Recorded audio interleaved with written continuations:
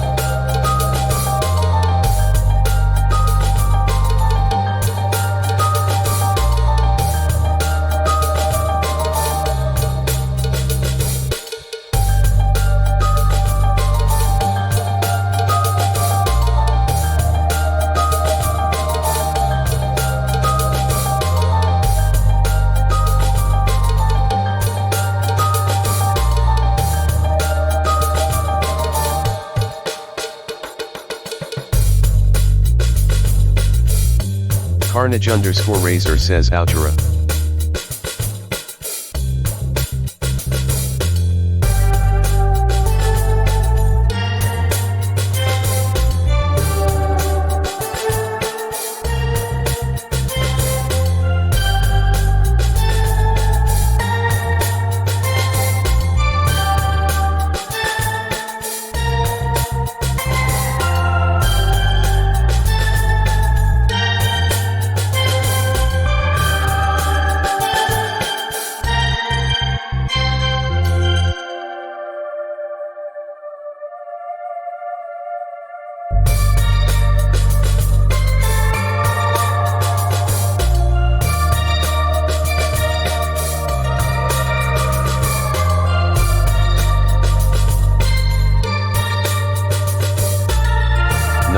Drumset says cultivating swine.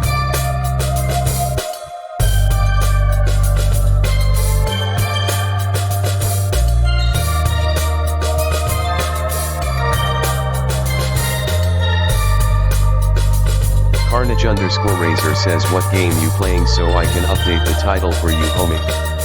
TwistedFresco says I'm sorry I was late y'all. Roxy Sarah says Halloween stream.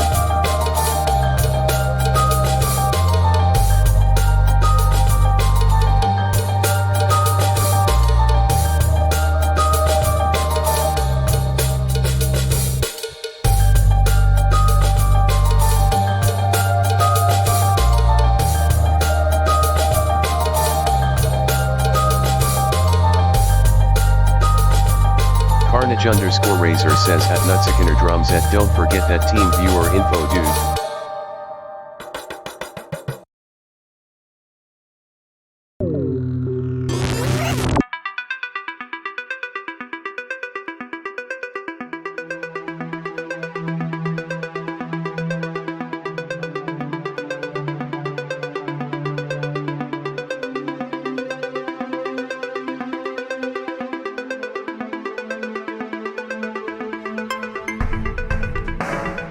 Alright. That's enough of that. Enough of that nonsense. I apologize, I was momentarily delayed. Carnage, to answer your question, eventually the game we will be playing is called Spooky's Jump Scare Mansion HD Remastered. We will be getting to that. Welcome! Y'all did not make this easy, man. I mean, you made it easy, but you didn't make it easy. So, like, I'm a little jittery, and I know, you know, like Carnage yelled at me earlier, like, man, you should stop being such a pain in the ass. Runa FS says updated. Thank you. Runa FS says Kirkov. Kirkov? What is Kirkov? I don't know what that means.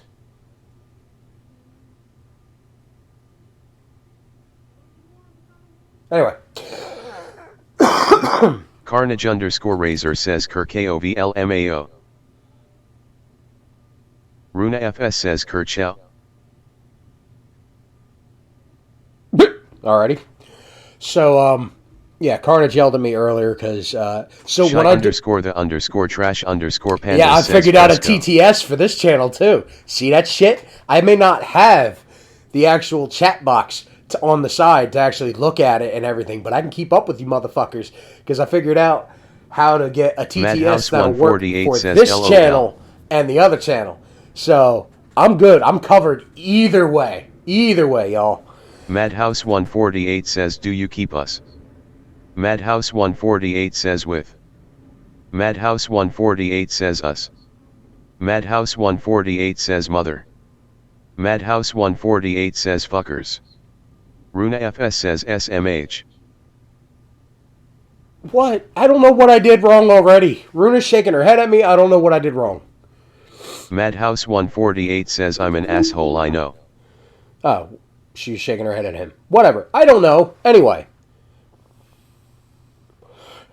I got everything set up. This was last minute set up because it's been chaotic in my household. So Shy _ the _ trash _ pandas now, says LMAO rolling on the floor laughing. Runa FS says it's directed at Madhouse LUL. Okay, alright. Carnage all right. _ Razor says LMAO Runa is shaking her head at Hooch, and he knows why apparently. All right. Carnage _ Razor says Hooch is crazy. Hooch is crazy. Hooch is a crazy motherfucker, but we love Hooch. So as you can see at the bottom there, we are going to be taking a trip down into darkness. So things have been pretty light for the Halloween streams this year as far as, darkness goes. Not really, but it has and it hasn't. So we've had some jovial times, we've had some laughing, some giggling, and some carrying on and such. And we've had some kind of creepy moments, right? Like, we almost saw like Runa reach through the camera screen and choke the shit out of Carnage because he listens to terrible music. But no, it's not terrible music, and I'm only playing. But we did have some Phasmophobia play so far. We've had some Overwatch play so far. Runa FS says LOL. We've Shy had _ the _ trash _ pandas says rolling on the floor laughing, rolling on the floor laughing, rolling on the floor laughing, rolling on the floor laughing, rolling on the floor laughing. That's a lot of rolling. Shy, we're gonna have to shorten your name there, sweetie. It takes fucking 10 minutes for it to just say your name. Laird Forbes says hi mate. Hi, Laird. How are you, sir? It's good to hear from you, my friend. Good to hear from you. And we're starting early enough today. Runa FS says Laird. Madhouse 148 says fuck you Laird. Yo, Shy it is the _ the king of _ trash wholesome. _ pandas says I'm sorry it's a what? Rolling on the floor laughing. Shy _ the _ trash _ pandas says hi Laird. Laird, the king of wholesome. This is a Laird man I Forbes aspire says to good be. my friend. What the hell was that? Hi Shy. All right. No, we're not worrying about that. Computer's yelling at me and shit. Don't like this shit. Anyway, so to kick this off, we've had, like I said, we've had some creepy shit, but we're gonna delve into some darkness around the world. We've had our jovial moment, and it would not be a me stream if I did not sit here. It would not be a TwistedFresco stream if we did not sit and talk about some shit first. Nutziger Drums that says Tabatai. Tabatai. So we will get to some gameplay. I have a wonderful game to play. I don't know if anybody else has played it yet, but it's pretty easy. It is a game that is so easy, even my blind ass can't mess it up. So that should be wonderful. But we're going to delve into a little segment I have dubbed at the bottom there, a dip into the darkness of the world. We have many, many stories to discuss today. I think it prudent. We'll start with just the basics of things. We'll start with some kind of natural things that would have to be solved eventually. Laird Forbes says, hey Runa. Hey Especially, Mashoes. especially with all of the tendencies that we as human beings have. You know, we live, we play, we love, and we die. So, one of the things I want to touch base on is Paris, France. France in general is known as the city of love. It's where young couples go to bask in each other's love and just be all in a world of their own. However, if they stopped to do a little bit of looking, they might find that Paris, or France in general, rather, is not as nice as you might think when you get down to the bowels of it. And that's what we're going to discuss. We're going to discuss the bowels of everything that's underneath of France. It was in the early 1800s. Shy underscore the underscore trash underscore pandas says the catacombs. Yes, the catacombs. Now, Shy, do not spoil things. Do not spoil things for the rest of our viewers. And if everybody else knows, just humor me. I have literally been doing nothing but... My Halloween this year has taken a different turn from what it normally does. Normally I watch a lot of movies. This year I've been listening to a lot of documentaries and things like that. So I am not the originator of all this information, but I am passing it on to all of y'all. But back to the darkness now. Deep in the bowels of France is known as the catacombs. The catacombs were established in the early 1800s. Or in the 18th century, rather. Nutsikiner Drumset says Ta BT. Tabiti. We'll set the scene for you. A man goes to the King of France and explains that they have to do something with their dead because their dead are overwhelming the populace. And the King of France at the time decides they are going to move the bodies from their graveyards to underneath. Underneath of France is a cave system that was developed from them mining it out for all of the limestone and the granite and all to make their various monuments that are surrounding in France, right? The Notre Dame, all various things, houses, chapels, cathedrals, everything. They dug all the material they needed for it out of these caverns. And the reason this man came to the king was because up until this point, they had been burying their dead in standard cemeteries scattered all throughout France for 500 years. One particular church was maximizing its space, we should say. And what they would do is they would dig one singular mass grave, and they would pile as many bodies as they could fit into it, often containing 1,500 bodies. And then they would pile over it. And they'd move on to the next one, and they'd fill the next one up with 1,500 more. And they did this for 500 years. This became an issue, as they did not know was going to happen. This would become an issue. And one day, a man was working in his basement, and his basement wall had burst, spilling bodies directly into his basement. What kind of shit is that, right? Like, that's some creepy shit right there. You're just sitting there building a bookshelf, we'll say, and then all of a sudden your wall cracks and caves in, and then all of a sudden you got, Aunt Gertrude, who died 10 years ago, just falling into the room. Like, that's some creepy shit. But not only did they have the bodies, because it was such a long period of time that these bodies were buried there, there was a tremendous amount of what is known as corpse wax that had built up in the graves with them. And this particular thing happens when your body starts to degrade. All of the oils and fat in your body just becomes a gelatinous kind of substance until it rots away. And the king decided he would take the bones of the remains and put them in the catacombs And then the rest of it, now what happens to the corpse wax, you might ask? I'm glad you would ask. They took the corpse wax and they gave it to candle makers and soap makers of the time. And they produced bars of soap and candles for the entirety of France. That's a lot of fucking candles and a lot of fucking bars of soap. So they moved all of these bodies down to the catacombs. And to this day, you only can get access to these catacombs on a guided tour.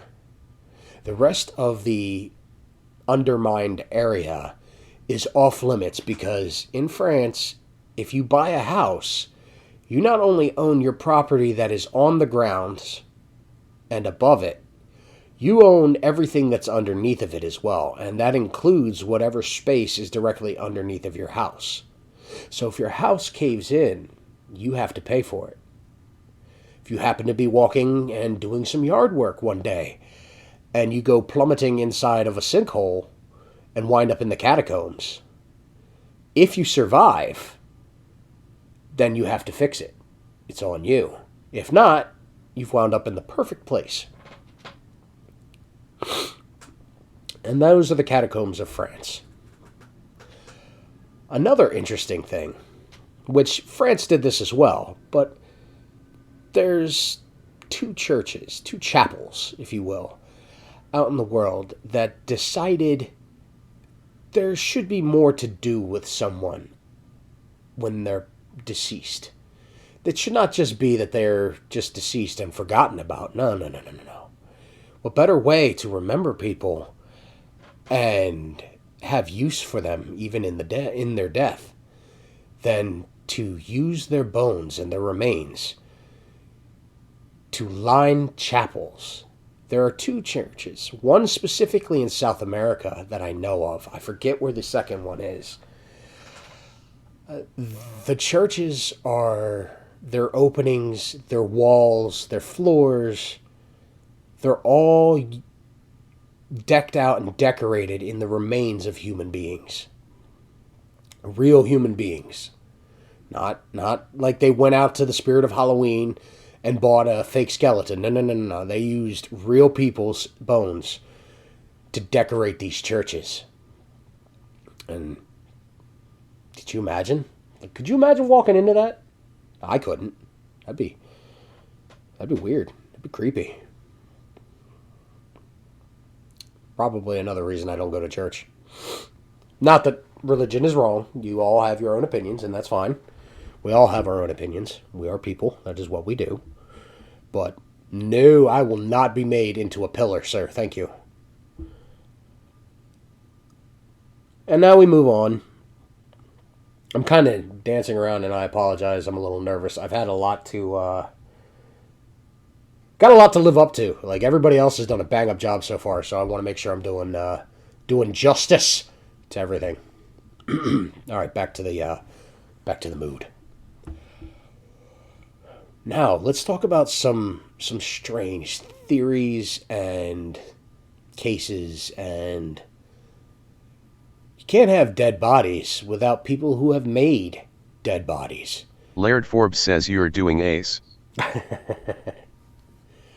We try. I had a whole plan for all this, by the way, before I continue my little spiel there. I had a whole plan for all this. I was going to make like a really creepy sounding soundbite as soon as I switched over and was going to go into all of this. It was going to, give proper respects to everybody that has come before me, everybody that's coming after me. And it was going to be, creepy sounding, but also awesome. And I just didn't have the time to do it. Because I like Halloween. This is... I think we all love Halloween, right? Like, we're doing a Halloween event again. This is our second annual Halloween Hoedown. And it's a fucking banger, man. Like, I love events like this. I really do. So I want to always try to put my best foot forward. And I figured out ways to do everything I wanted to do while keeping everything basically the same. I just didn't have the time. Like, I had to learn how to you know, distort a voice recording and add some reverb and some effects to it. And I was trying to get it to hit the ear just right. Carnage underscore Razor says, okay, I'm back. All right, welcome back. So yeah, like I had these plans to do these things, and it just didn't pan out. But nevertheless, I digress. We're going to now discuss, since we have the dead bodies, there's natural causes, there's, illness that causes death, and seemingly, maybe not one of the number one reasons, but certainly high up there, maybe number two, we're going to talk about some murders. Some suspect murders. And when I say suspect, I really mean that there is not a suspect. They're unsolved as far as the cases go, and the people could still be out there, or could have been still out there. We're going to talk about some things that personally Shy give underscore me the underscore trash underscore pandas says, yay, true crime. Oh yeah, this is specifically a segment that you would probably get down on. Because again, homie's been doing a lot of documentary diving the last couple weeks leading up to this. So Carnage underscore Razor says, oh, that's fun. No one's done that one yet. Right? Good idea, dude. We try. We have some ideas. All right. I think we'll start with the two most famous ones, and I'm going to start with the two because I heard this theory before, and it kind of makes sense to me. But we'll dive into it. So first we have... Call me LH says.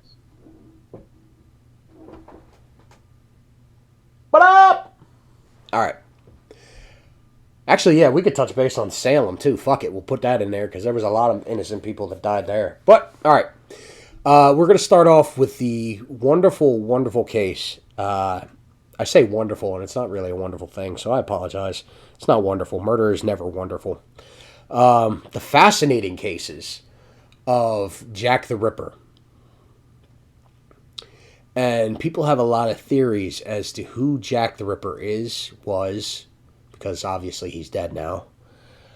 And then I have the gentleman after him, who I think actually, just given the strange coincidences and everything, could actually be closer to who Jack the Ripper might have been. So we'll start off with Jack the Ripper.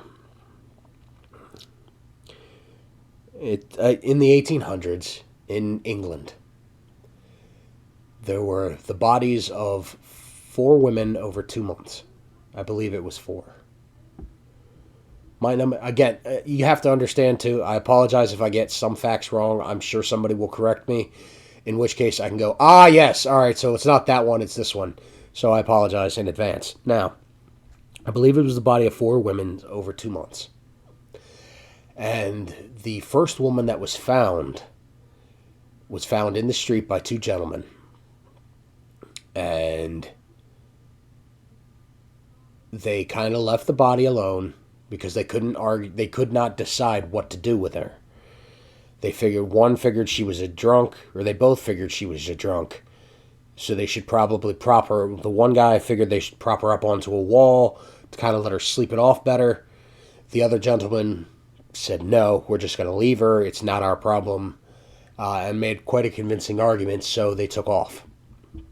Behind them was a third gentleman who walked up carrying a lantern and happened to notice that underneath of the woman was a dark puddle that just kept getting larger.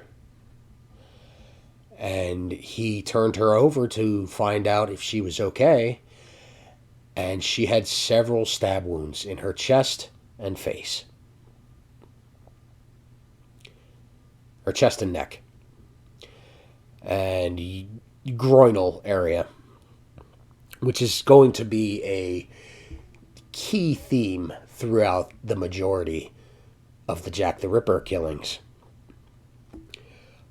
Victim number 2 was found with several stab wounds, a complete removal of her uterus, and kidney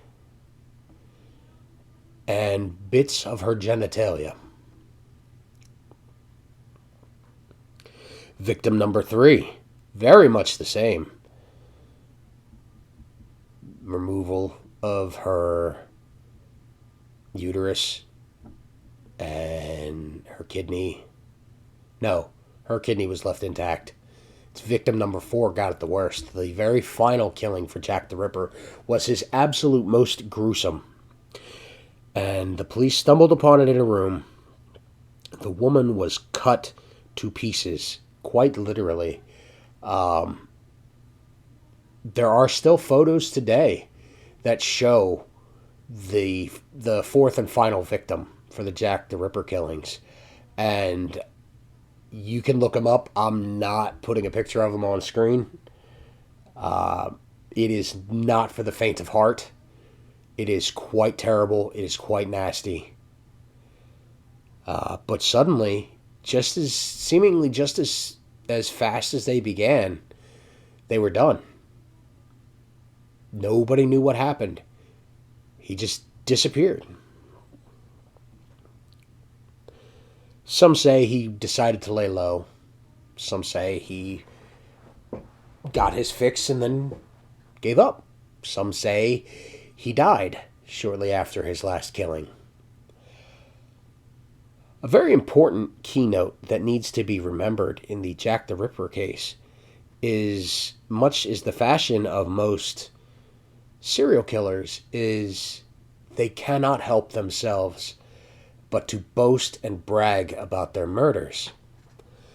So London police had received a letter from someone claiming to be Jack the Ripper, which they had gotten several letters for to begin with. But this particular letter stood out to them, not because of how the letter was written or the kinds of things that may have been put into the letter, merely the fact that the letter was accompanied with a half of a human kidney. That's the creepy part. It was left with half a human kidney. So they figured, okay, this is the genuine article. Now, if he removed several kidneys from his victims, you're probably wondering what happened to the other half of kidney. Well, as it stated in the letter, he ate the other half of kidney. Huh. That's fucking gross, man. And then that was it. That was the last they heard. He made no further contact. He just... Carnage_Razor says LUL. Carnage_Razor says nice side note. Yeah. Yeah. Now we're going to go on to serial killer number 2. And there's a specific reason why I did it in this order. Because once we flush out some of the events and whatnot from serial killer number 2, I'm going to pose my theory. So, serial killer number 2. H.H. Holmes. I'm sure everyone is familiar with H.H. Holmes. And the Murder Castle.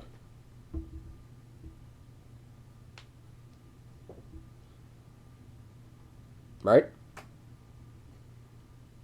Shy_the_trash_pandas says I fucking knew you were going to say him.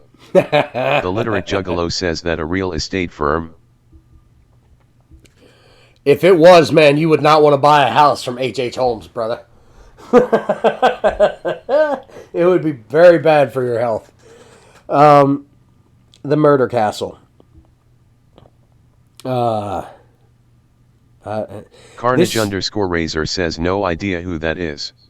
Wonderful. I only know Jack the Ripper from epic rap battles. Of course you do.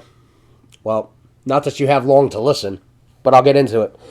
H.H. Holmes was a notorious serial killer who is on the hook that he was tried and sentenced with 27 victims. Off the record, it is estimated that his body count is somewhere in the 237 to vastly more. He killed a lot of people. And he is from the wonderful city of Chicago. That's probably... oh, no, never mind. I was going to say that's probably why the Bears have so many problems. But I don't watch football, so I don't know that they actually have any problems. So, never mind. H.H. Holmes built himself a hotel that was later dubbed the Murder Castle. And the way he did this... So, H.H. Holmes was a very, very smart man. He had a genius-level IQ. And he was very deliberate in everything he did. Okay. So, in order to get his money to build his murder castle and all, he needed to get the money from somewhere. And what he would do is he was a grave robber. He would go out, he would dig up bodies, he would get their skeletons. He would then go to doctors or to hospitals, and he would sell the skeletons to the doctors and the hospitals, and he would make a fortune. He sold enough that was...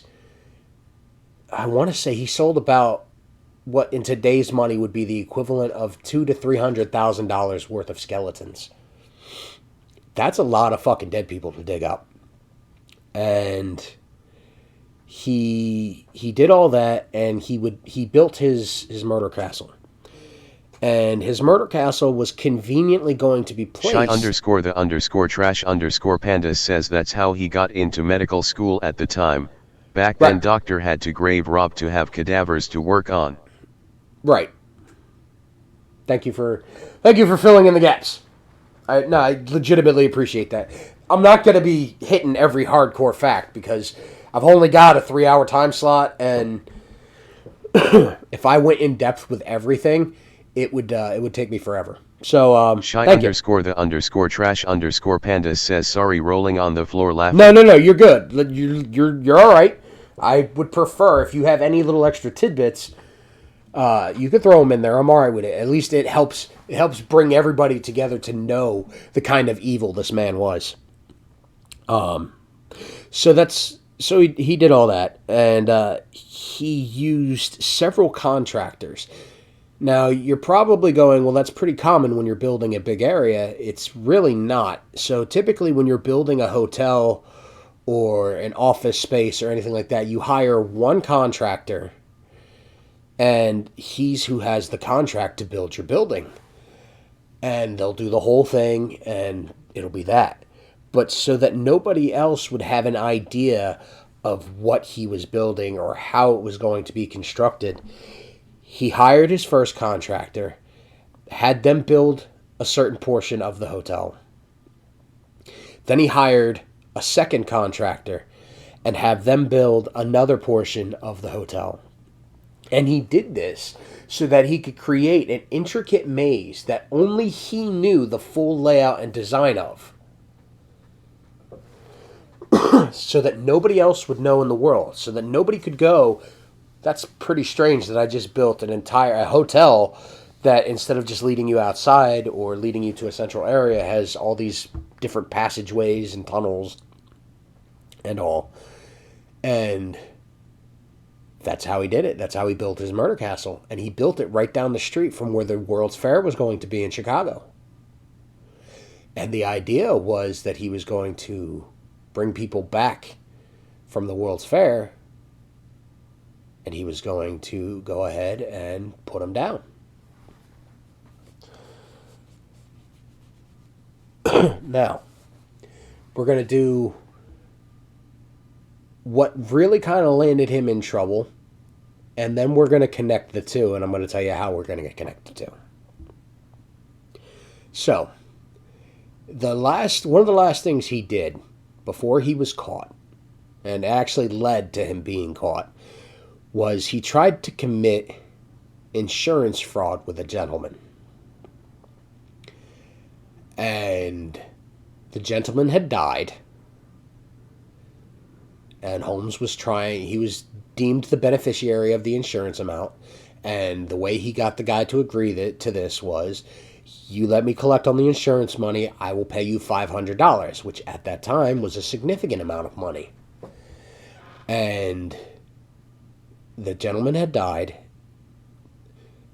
The wife was kind of suspicious, and when Holmes phoned it in to collect on the insurance money, they put him on investigation. And in his way to get out of it is he took the woman's 3 children and told her she wouldn't have to worry about it. He was going to take care of them for her so that till she got back on her feet. Those children were never seen alive again. It was 2 boys and a daughter. And I forget exactly where they found the remains of the boy. I believe one of the boys was stuffed up a chimney. Another one of the boys was carved up and left somewhere. And I'm not sure where they found the daughter.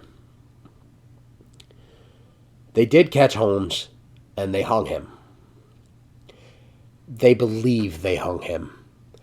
He left very strange request as to what it was to be done with his body after he was dead, which he wanted his body cased in cement, put down in the hole, and then have the grave filled with cement. And nobody understands why that would be the case. Why would you not want anybody to have access to the body unless it wasn't your body? Sweet Aries 325 says, what up Fresco, just stopping in real quick to say hello before going into work. Hi! I appreciate you stopping on in. We're dealing with the heebies and the jeebies.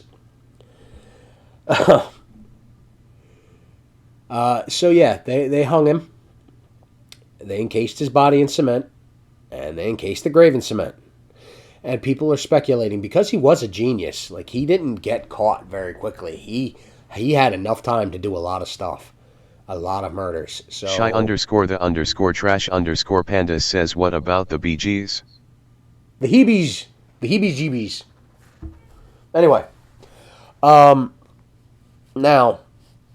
there is a time period that cannot be accounted for with Holmes.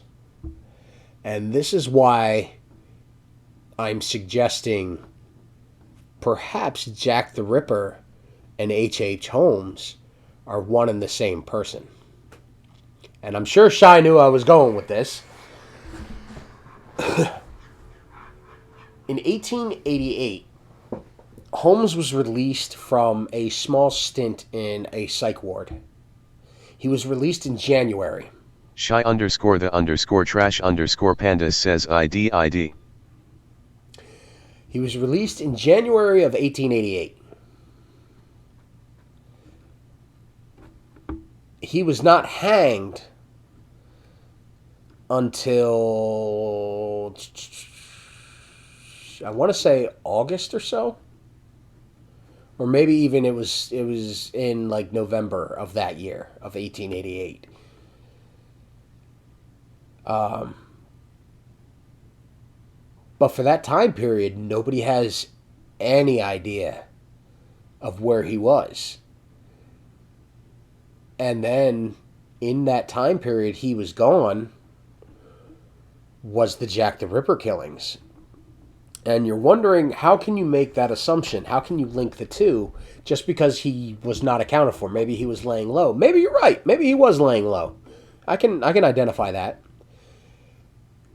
But an American doctor was known in 1888 for selling skeletons and bodies to hospitals in London around the same area as the Jack the Ripper murders. Who else would know how to properly carve up a body or stab up a body but a doctor? Holmes was very strange. The things he did to some of his victims was very, very terrible indeed. Some of them matched some of the things that he would do to his women victims in the United States. So that leads me to think, and that's why I think, maybe H.H. Holmes was in fact Jack the Ripper. The time framing's right and everything. But we'll never know.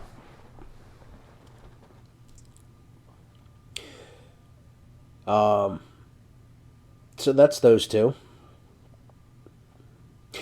We have a creeper that we'll talk about here. A very creepy man. How many of you think your spouse loves you immensely? And that's a trick question. I don't actually want anybody to answer that. Nobody answer that. Because we have spouses and we know they love us. None love as nearly as much as one man did way back in the day. And I say way back in the day, and it's actually really not that far. It was back in the 1930s. A man was living with a Shy underscore the underscore trash underscore pandas says, wait, is this Key West? It is Key West. Shy, you've been watching the same shit I have, haven't you?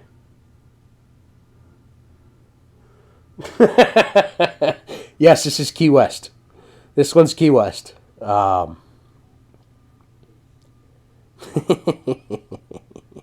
Shy underscore the underscore trash underscore pandas says, I love true crime. Shy underscore the underscore trash underscore pandas says, I know this one so well. I mean, it's not really true crime because he didn't kill her. So, all right. So this man moves over to the United States from Germany, marries a woman, fathers a child with her, and stays with her for quite a while. He then decides out of the blue, around 1928, 1929, he gets tired of her. He moves to Key West. While in Key West, he gets a new name, and he starts working as a technician in a hospital.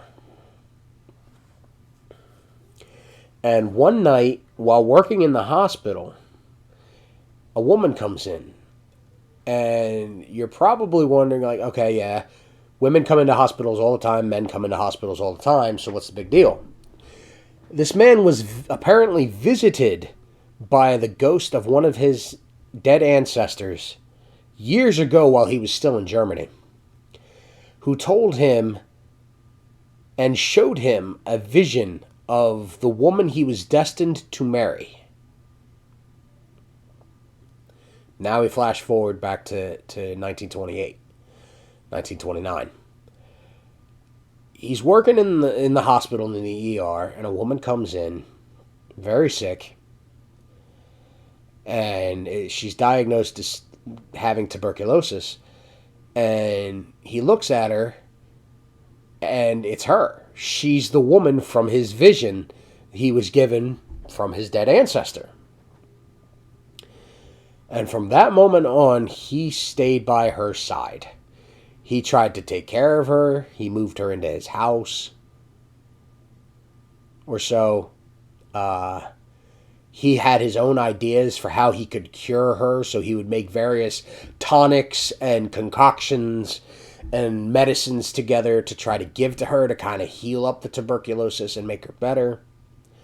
Nothing was working. And sadly, she passed away in 1930. And it was a fairly standard thing. She passed away. Now, the slightly odd bit here is he decided to tell the mother and the father and the sister of this woman he was going to cover all funeral costs. He was going to pay for it all and get her a mausoleum. And he purchased her a mausoleum. And they thought it was a little strange, but they thought he was just being very, very nice. Unbeknownst to them, he kept a hold of the only key to access the tomb at any given time. And what he would do is, for a little over a year, he would go back and forth and he would visit her. Every night, he would go and sit by her and talk to her as if she was still alive. And slowly, that just became not enough for him. So in the dead of night, one night, he opens the mausoleum because he has the key. He goes in, he opens her sarcophagus, or her sarcophagus, Jesus, her coffin, and he removes her body and he takes it home with her. Or he takes it home with him. Jeez. Now, after being dead for a year and a half or so, you can imagine that taking home a body of a dead person might get a little not so fresh.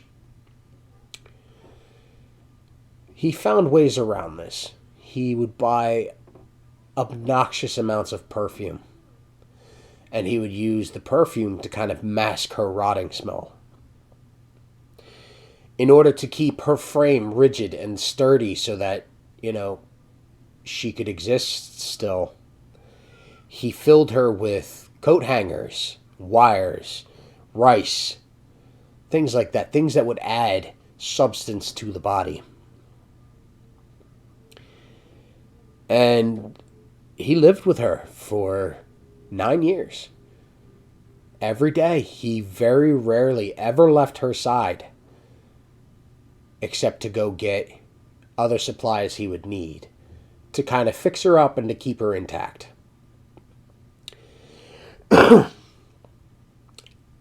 And he would put paraffin wax on her. He would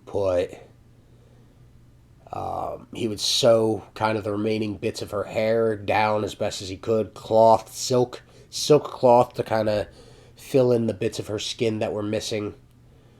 And this is how they lived for 9 years.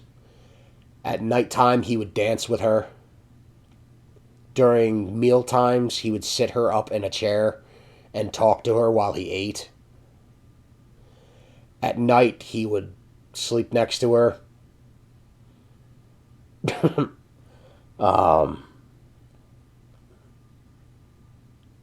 this is how it was.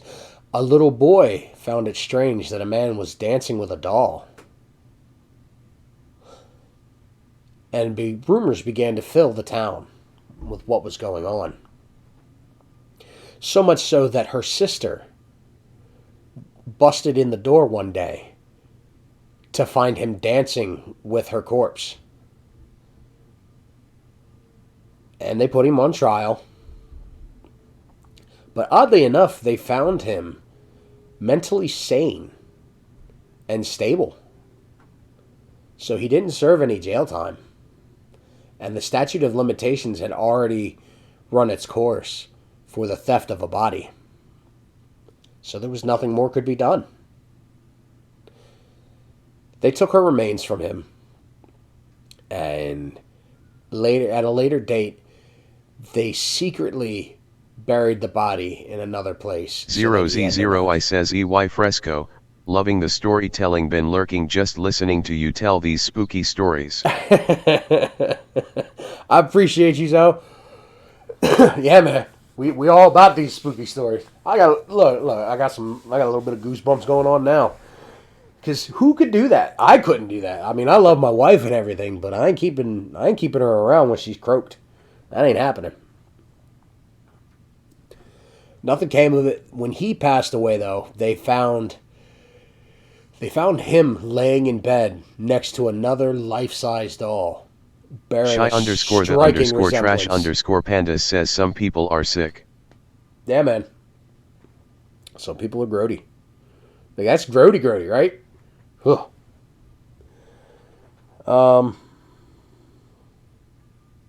I had another one. We could do the Salem witch. If y'all want to hear the Salem, like, not everything, because, that's it's a lot of explaining to do, and as much as I have read books on and studied the Salem witch trials, I don't know about all that now. But I could talk about, like, the hysteria of man.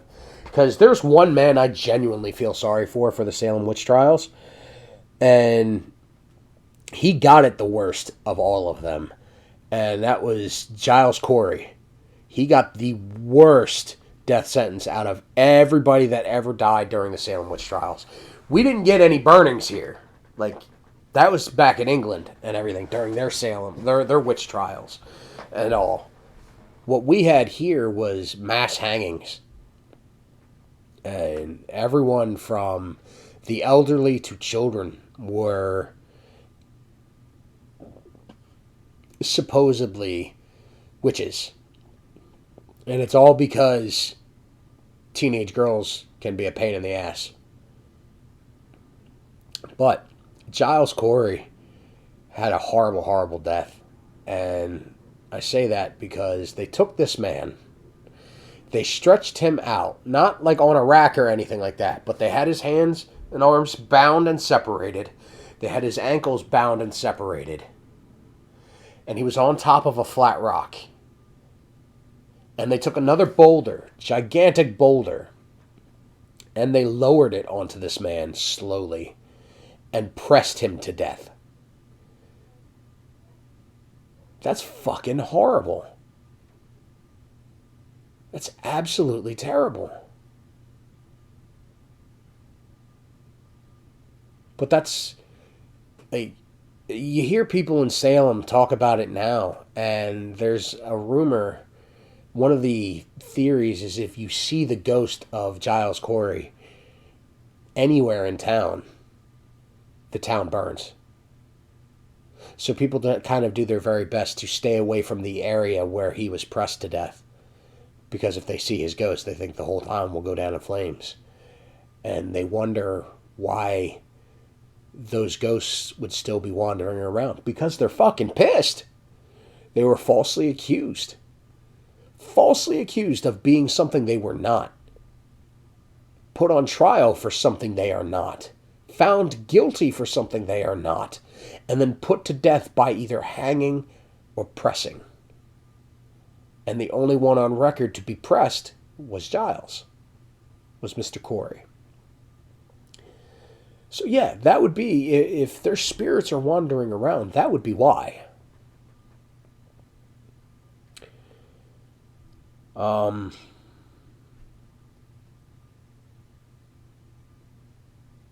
I had another one.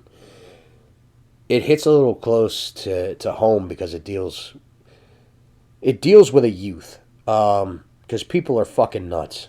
Strange disappearances. And this is the only one I got for this. And it's the only one I committed to memory. And the reason is because, again, it hits home. So, a woman woke up one morning to get prepared to make her daughter breakfast. And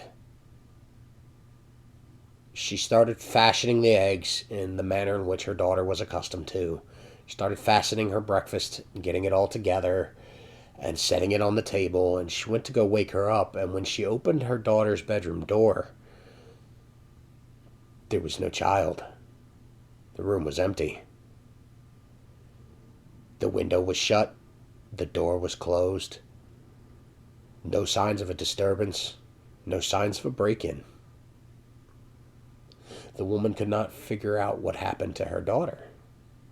And she did the standard thing that every parent does when their child is not in their room and they're expected to be in their room. She went outside and searched around to see if she was playing with her toys, playing in the yard, walking around, catching butterflies, anything. And could not find her at all. So she phoned the police, and the police searched, but given that there was no break in. No sign of a struggle. No sign of anything overturned or out of place. They had nothing to go on. Until 6 days later. 6 days later, the woman gets a phone call from an unlisted number. And she answers the phone, and it's her daughter. And the woman's panicking, trying to get the daughter to tell her where she's at. All that can be heard is the child crying, trying to say, "Help me."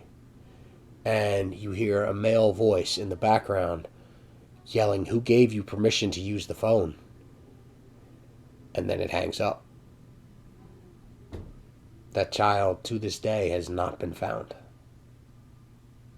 And that shit creeps me out because I have children, obviously. A lot of us have children. And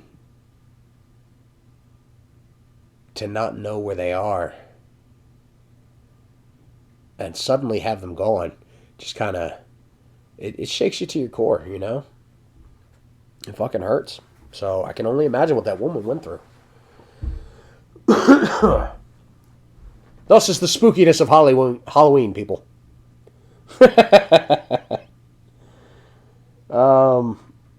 None of these stories were funny. We just try to move on in the world and try to get by ourselves, right? It's what we do. But the spooky and the unexplained are out there. The unexplainable is out there.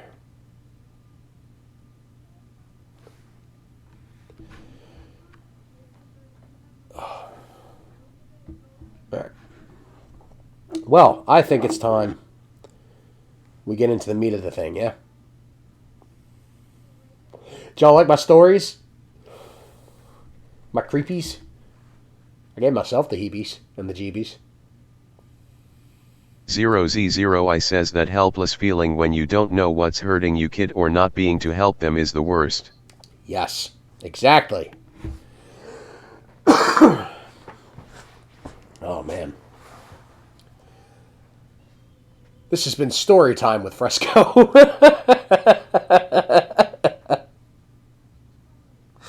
Oh, shit. Shy_the_trash_pandas says you have chose amazing stories to talk about / bring awareness. There's more. Like I mean, again, my time is 3 hours. I got more. All right. So here's another one. I'll give you another one. And this is another true crime story.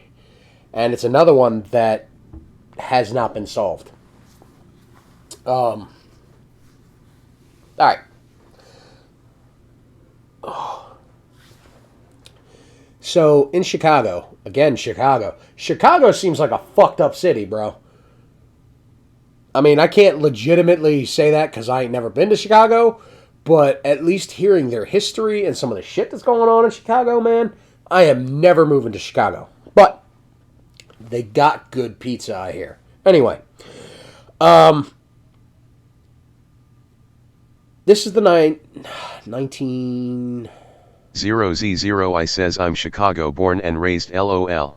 Are you really? And you survived? I tip my hat to you. So then you might be familiar with this one. If you were born and raised in Chicago, you might be familiar with this one. This one is actually attributed to the downfall of one of the most famous detectives in all of American history. Runa FS says Hazo.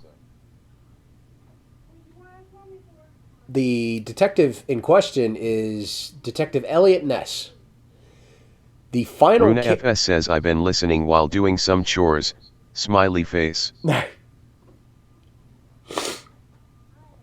appreciate you. So, this particular case for Elliot Ness is the one that kind of ruined his reputation for a while there. And the reason being is because he could not find or catch the killer.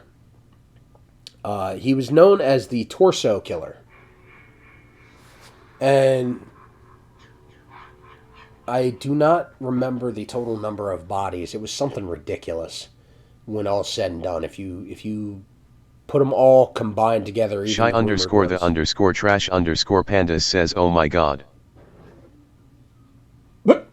Is it because you know this one too, Shy? So the Torso Killer, his murders took place mainly around Chicago. There's another famous case. Shy underscore the underscore trash underscore pandas says yes. Okay. So there's another case that could be related to this, and we'll get to that one too. It's a very famous case, the other one. So anyway, the Torso Killer did his killing in Chicago, and what he would do for every one of his victims is he would decapitate them. And it's not like it was one fluid movement to where he would decapitate them. There's quite clearly a mark where if you line up the heads to the torsos, where you could see he sliced down, got to a certain point, flipped the body over, and then sliced down again, and the head was off. He would remove arms and legs the same way, and then he would scatter the legs and the arms, the heads and the torsos.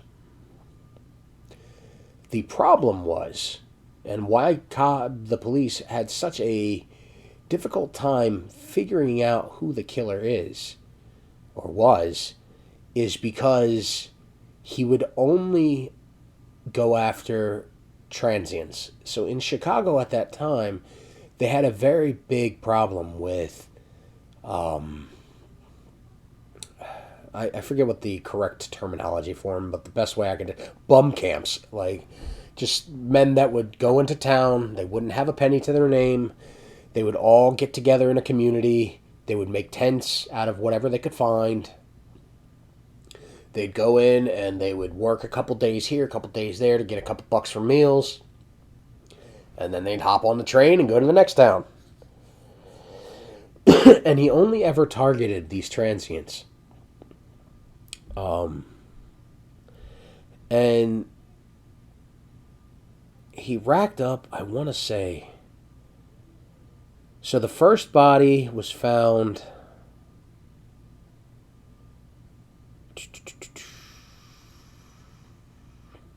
I don't know. I can't remember. So there was a biker, the tattooed biker, the tattooed torso, which nobody knows, and that's the main problem is nobody knows who these people are. But there was a tattooed man. There was a couple of young women, mostly men. And then there were... So another case that is possibly linked to this ranges to Philadelphia, where they opened a train car and they found the torso remains of 3 more bodies on top of 1, 2, 3, 4, 5, 6. So 9 bodies total, perhaps? Maybe 10, and I'll get to the 10th one last. So they found the first 3, and Elliot Ness was trying to figure out what was going on and where these bodies were, who was causing these. And when he couldn't do it, it was him and the partner they gave him. And I say partner, but he wasn't really a partner. He was kind of like a kind of an underling, but he was Ness's right-hand man for the case, even though they didn't get along. If that makes any sense to y'all. Excuse me. And Ness had it figured that it was this doctor that was in town who had already exhibited signs of mental instability, and the skills needed with which to perform these kinds of audacities. And the other guy thought that it would be somebody working with the rail line, because they could just as easily hop out of town if the heat got put on, instead of just staying around and figuring it out or facing the consequences. So they butted head as to who they thought the primary suspect would be.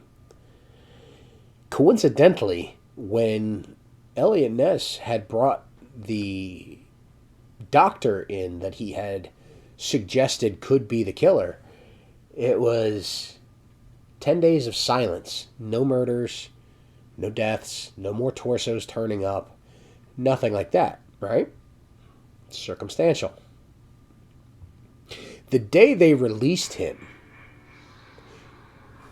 if you looked out Elliot Ness's window, his window would overlook a dump, the Chicago dump. And the day they released the doctor, later on in that day, they found 2 more bodies directly in front of the window, basically, in the dump, from across from Elliot Ness's office. If he looked out his window, he could see the torsos. And nobody saw anybody drop them off. It's a little convenient to me that this doctor gets let out of holding, and 2 more bodies kind of show up.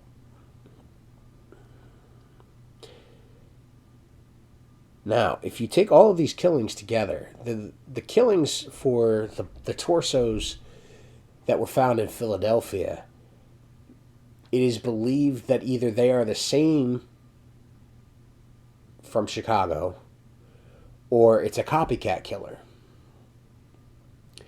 And probably the most famous other case that could be linked to this one is the Black Dahlia murder. Everybody's familiar with the Black Dahlia. And her remains were organized in very much the same manner as the remains of the torso murders. Shy_the_trash_pandas says there it is.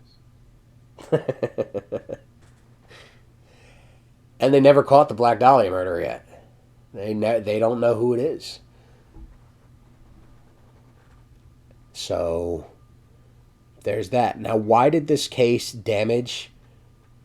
seemingly irrevocably damage the reputation of Elliot Ness? Because the way Elliot Ness handled this, he came to a decision, because they could not agree as to who the primary suspect should be and who it was that should do the time for all of this, who it was they should invest all of their investigation on. Devil Kite says, are we talking serial killers? We sure are. I thought you were playing games. We will. I have time. Shy_the_trash_pandas says, add the Cleveland torso killer too. They are tied to the Black Dahlia. Yes. And so rather than do all that, he figured the man, whoever is committing these murders, is targeting all of these transients, these castaways from society. Devil Kite says, well, me and the kids are heading out in a minute. Have a good stream. Love yat. Love yat too. Love yat pure. Whatever the hell that means. He decided to burn down all of the transient camps around Chicago so that the transients would no longer have a place to hang out and live, and they would be forced to move on. It was seen as an excessive use of police force during that time frame, and it heavily damaged his reputation. You couple that with the fact that he never solved the torso murders, and the only thing that still keeps Elliot Ness in our brains was his book that he wrote, his autobiography on the Untouchables. And that's it. That's all he's got.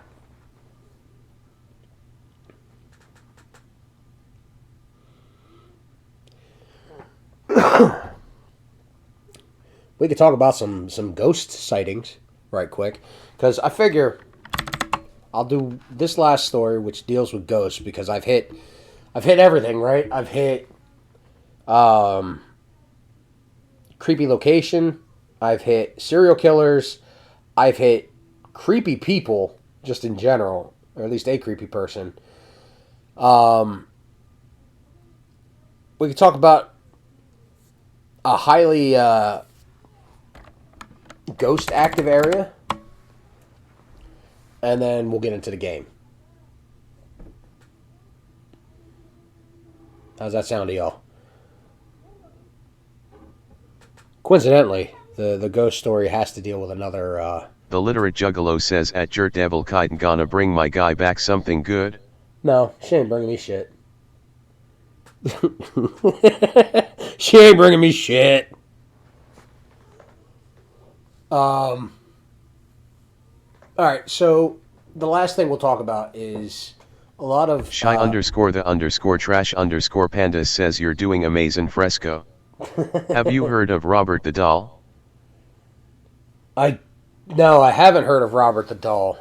I can tell you the last one we're gonna touch base on real quick, and then you can message me about Robert the Doll, and I'll look into it. The literate juggalo says what about Tony?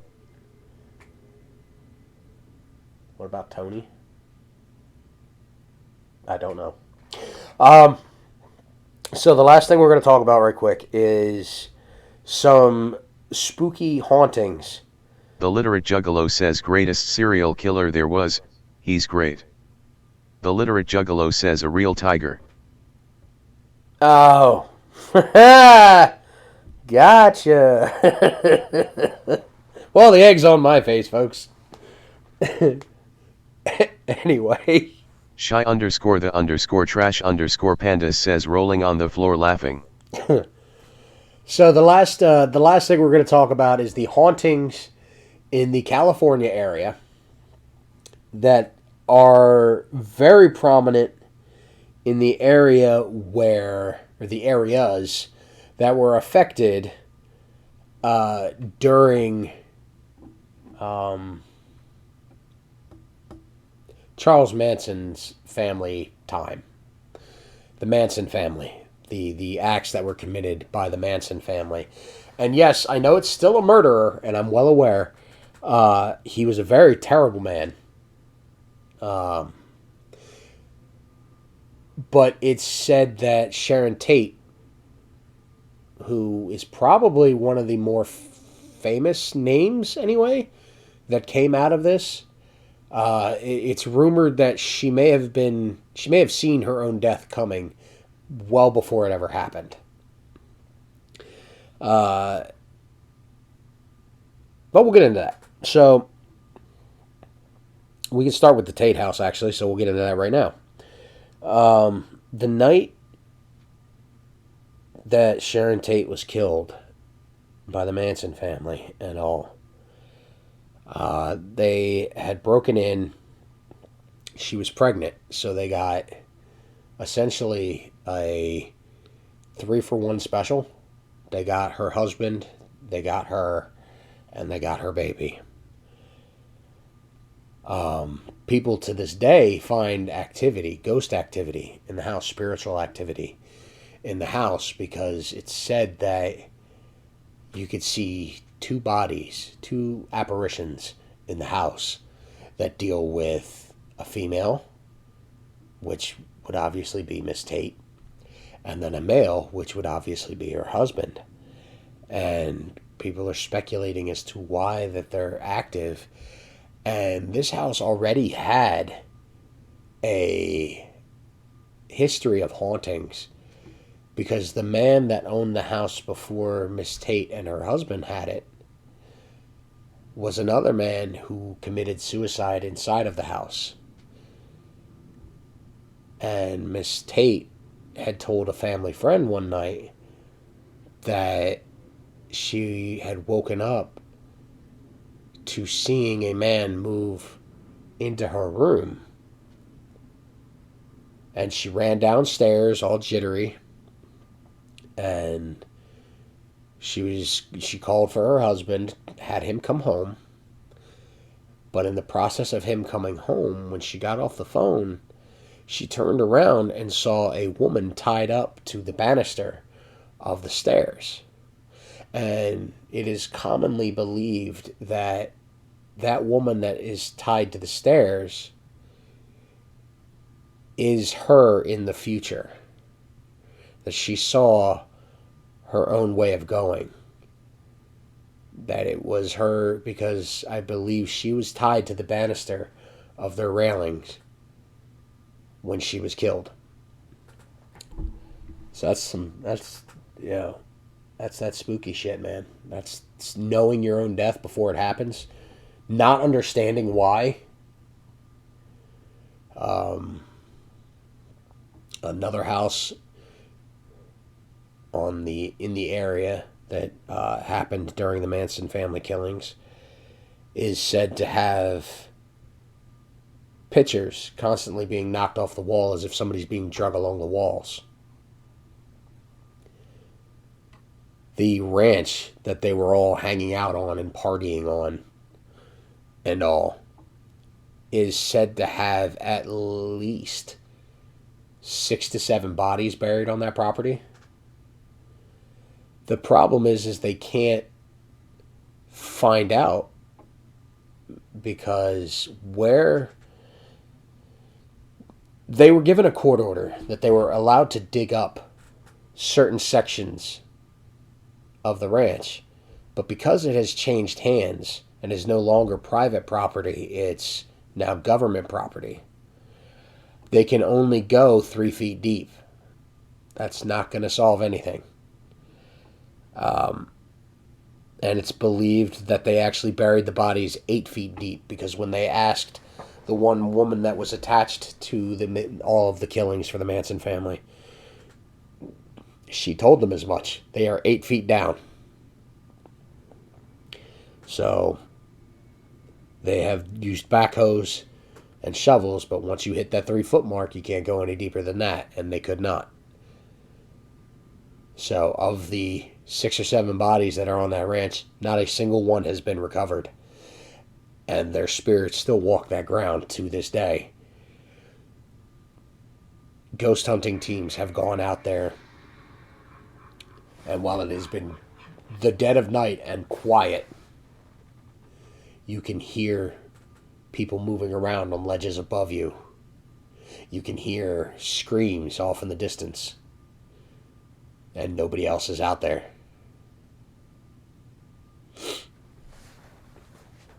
And there you go. That's been Story Time with Fresco. That has been a dip into the darkness of the world.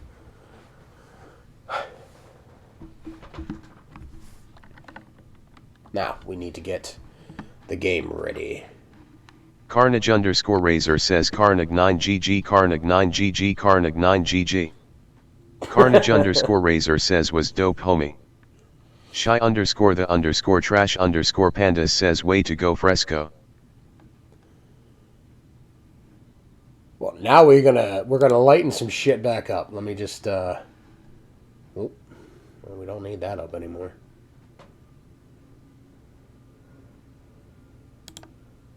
We are going to slightly lighten some shit back up. The literate juggalo says back, do it again? Isn't that a song? Back Jack, do it again.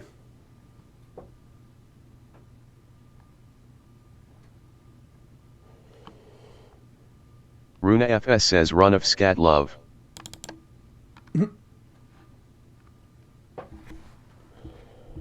Come on. Ooh, boy, that's loud. Oh, shit. Runa FS says LMFAO. Holy hell. Runa FS says scat love LUL. That about blew my fucking bollocks off, man. Holy shit. Hold on, on, that bad boy is loud. We gotta drop that son of a bitch down. Carnage_Razor says, damn bro, heard that through my work headset LUL. I know.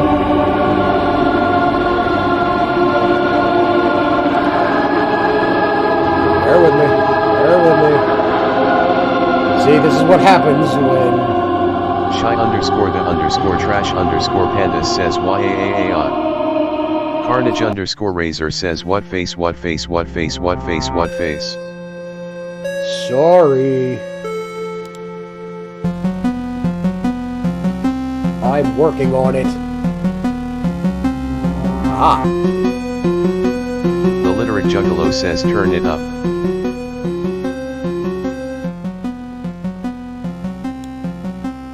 That should be better, yeah? That should be much better. Carnage_Razor says SNES. SNES! That should be better. Let me just check my levels in the mixer here. It's not being buried by the...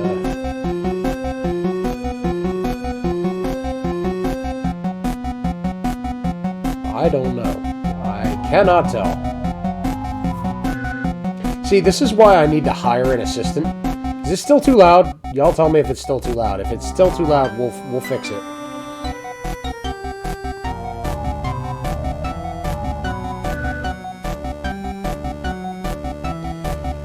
Checkity check.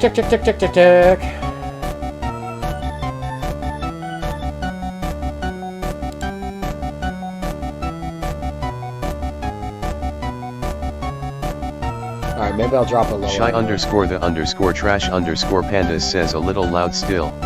Alright, The we'll Literate fix it. Juggalo says SNES. SNES!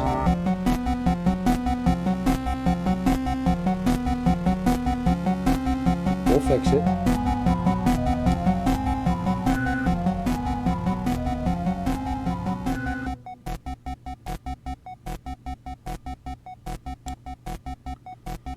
Alright, that should be better. That should be much better, actually. As long as I can hear everything else, we're golden. Well, as long as y'all aren't fucking getting your... Shy_the_trash_pandas says yes. Alright. That's perfect. Now, let's get over to the actual game scene, yeah? Bury 'em!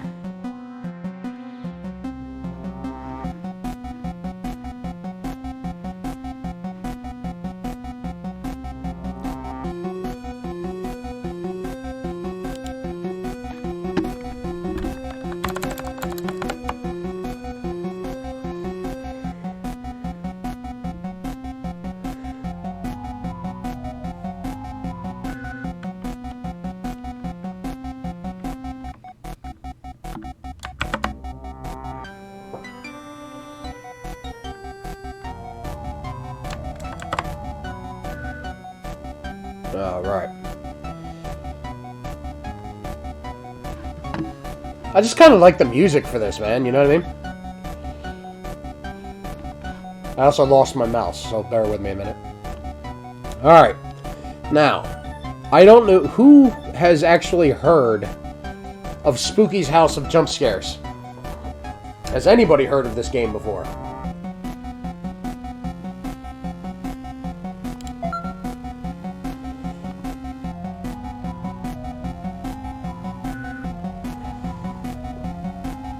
Runa FS says not me. Shy_the_trash_pandas says nope. Really? That's interesting. Alright, so this is a cute little game. So it is done in a retro style. And basically, there are 1,000 doors to get through. And all you're doing is you are going around the jump scare mansion. And you're trying to get through as many doors as you can. Now, it starts off with, you know, simple shit. Like, it's just kind of ambiance, and then the jump scares are actually kind of cute. But those jump scares go from being cute to being more of a sinister nature. So it actually gives you some kind of creepy vibes. I've never played this before. This is my first time playing it. The Literate Juggalo says damn. Show us already. Yeah.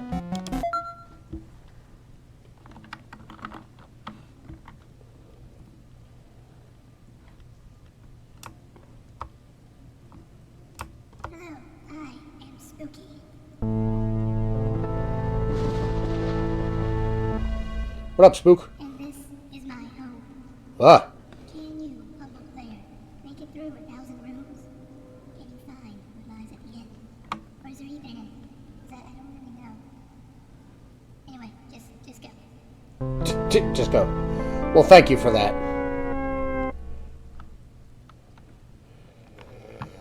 Alright, well, there's door number 1.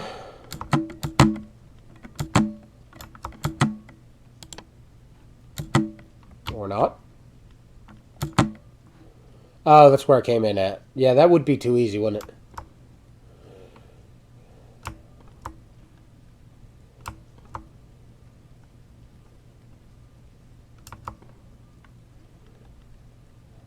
Nice creepy ambiance though, man. You can hear the rain outside and shit. The literate juggalo says, bruh, I struggle cleaning like 8 rooms, they best have a full maid staff for 1,000.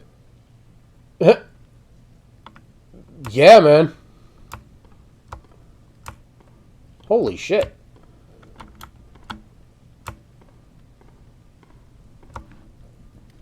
Ooh, there's the door.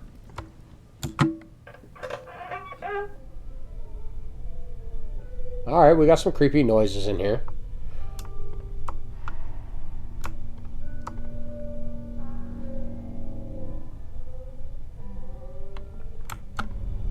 Alright.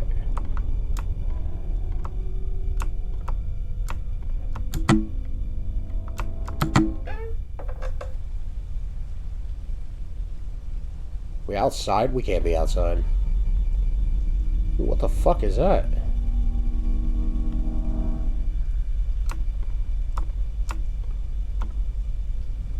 Hello.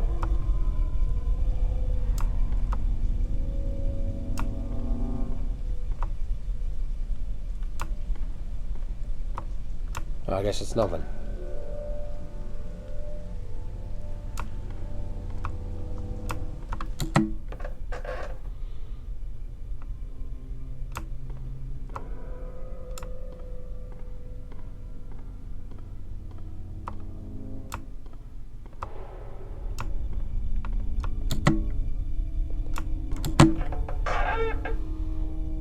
Alright, well this ain't so bad so far, right? Like, it's dark, yeah.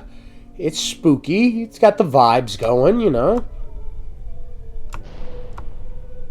The fuck was that? Sounded like a gun going off and shit. Man, somebody need to clean this place. Fix up the roof and shit. It's all rainy and everything.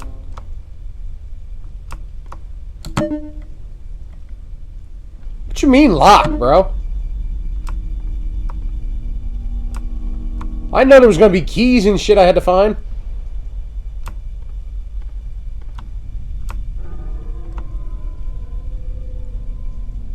Oh, there's another door. We'll go through this one.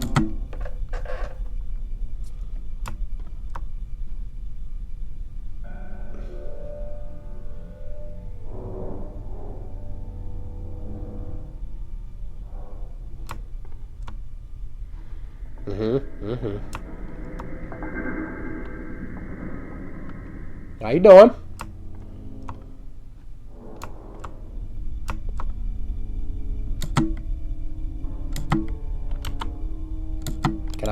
Can I interact with you? Can I touch you? Not the first time I've ever uttered those words. Could I touch you? Oh, it's a bed. Man, Minecraft beds look better than that shit. Look at that. It's just like legitimately a sheet for a pillow. At least that's how it looks like to me. Oh, wait. Is that a picture?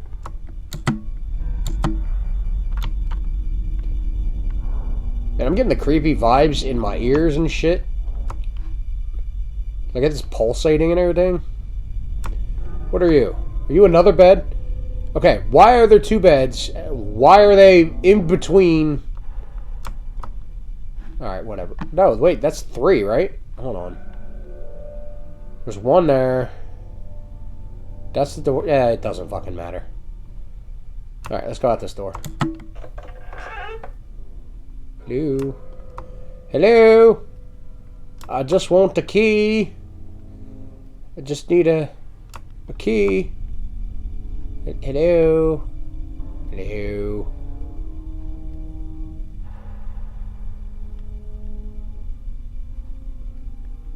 Hello?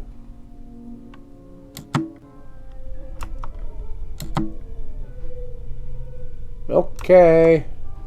I guess there's no key here. I'll keep going.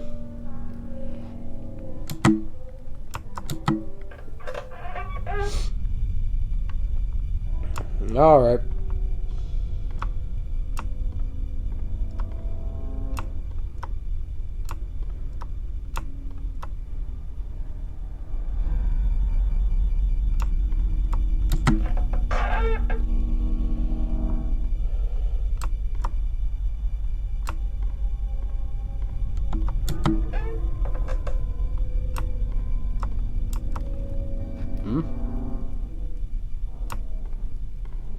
It's just the crackling of the fire. We're alright.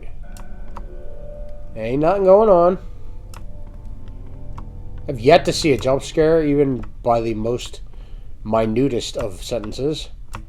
Or whatever. You know what I'm saying. I can't. I just spent an hour and 50 minutes talking. I got the chops to talk no more.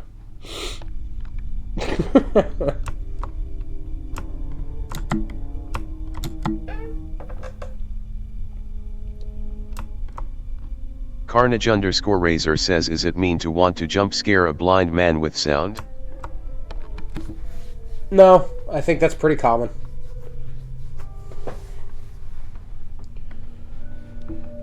Alright, we got another room with a bed. And an orange bed. Or red bed, rather. Red bed!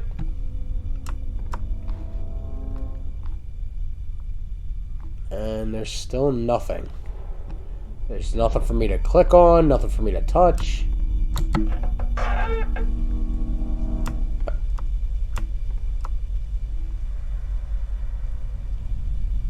Well, it's raining again in here.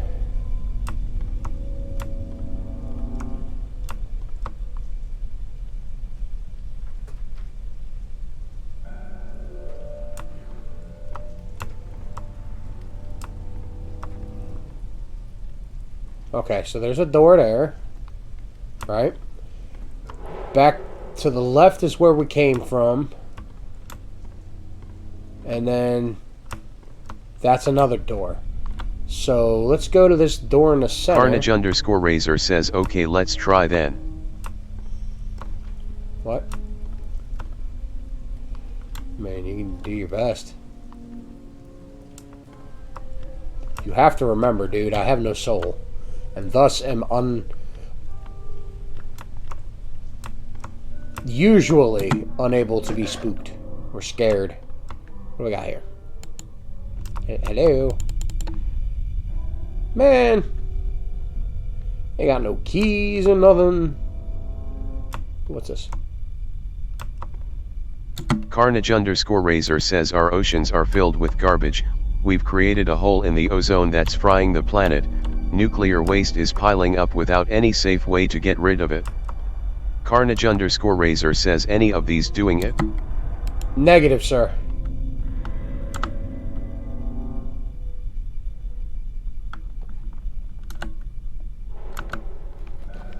Huh. Man.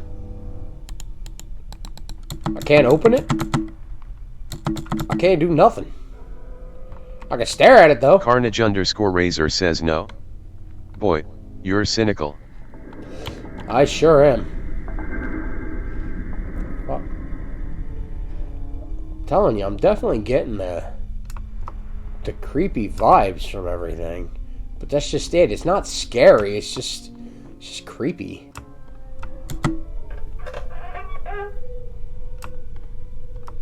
Hello. Is this a catwalk? Am I on a catwalk? Nope. I'm not. Forgive me, folks.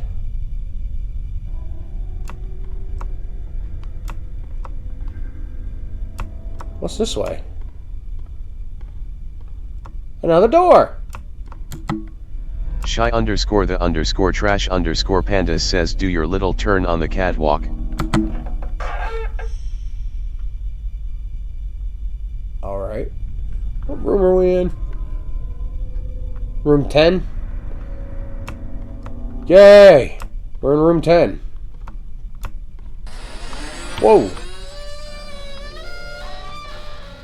Alright, alright, alright. So shit just kind of pops out. Hi, you're a cutie! Look at you! With your little smiley face. I like you. I'm gonna call you Herbert. Herbert! I will see you later. Could you... Herbert! Get out of my way. Thank you, Herbert. Shy underscore the underscore trash underscore pandas says Carnage underscore razor says LUL we all scream for ice cream. That was Herbert. Ooh! Straight ahead or right? That is the question. Ooh, or left! Holy shit, there's another one! Alright, straight ahead, left or right? Oh, man. Decisions. You can die in this game. Shy underscore the underscore trash underscore pandas says left. Alright.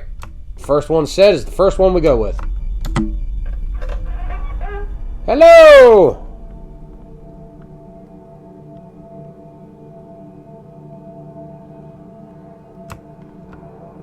What have we here? Very mystical sounding in here. Still nothing I can do with the furniture. Which is kind of bullshit. Alright, so there's a door there. And there's a door there. And then there's the door I came in. I'm gonna dip to the right.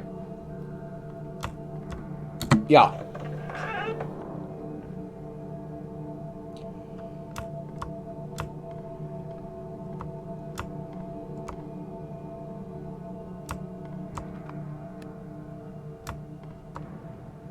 Alright, well that was fairly simplistic.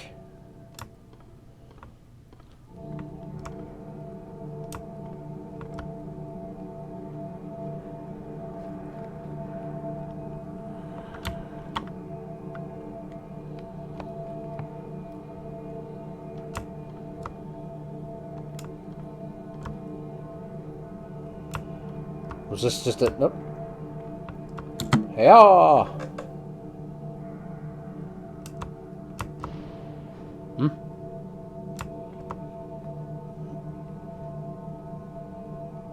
Alright.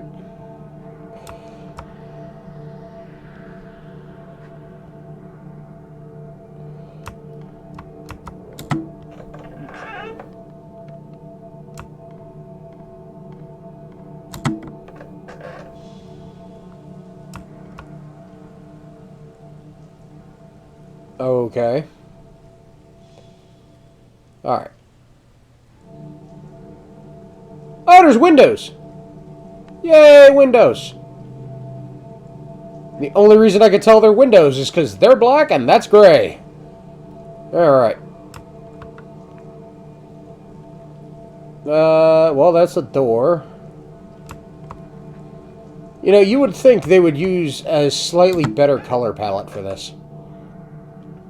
It's all pretty bland, pretty empty. It's been very emo when they made this particular game. What is this? Oh, it's a blue bed. Look at that! All the Minecraft beds are here. Bro, we found it. Yay! Where's the nether?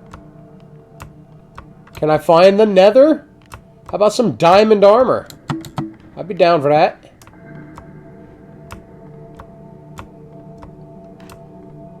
Nothing? Alright. Excuse me. And we'll keep marching on. Hmm?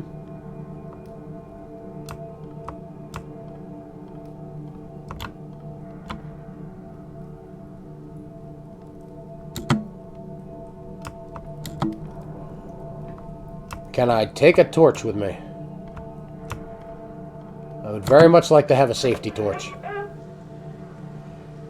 Alright, we're back dealing with some rainwater. Wow. Man. Y'all need to call your contractor. His roof work is poo-poo.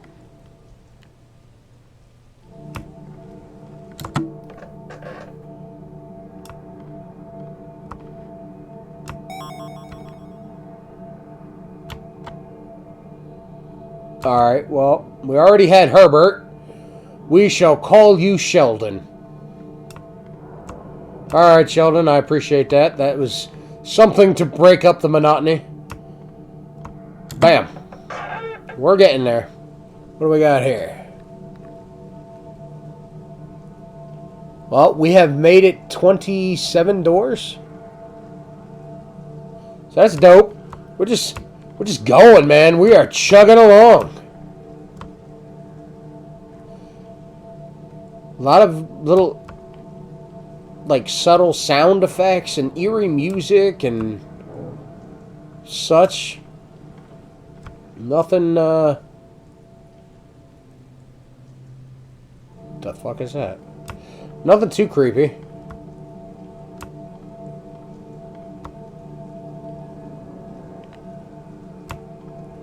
We'll go to this one.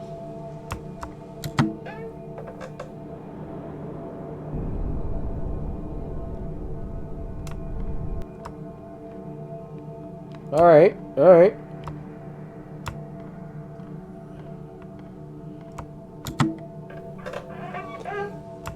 Welcome. I would like to welcome everyone to Door Opening Simulator.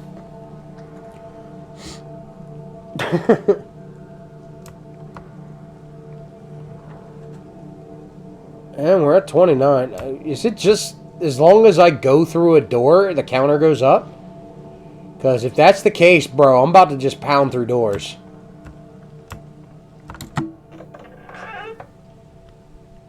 Yeah, that seems to be the case. Alright. Hi-ho, of course. I figure out your system and then you lock the next door I come across. You bastard. Alright.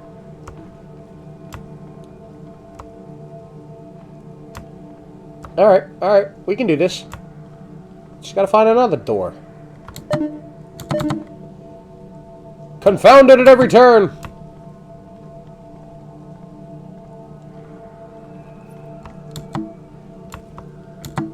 Okay, so there's no door there.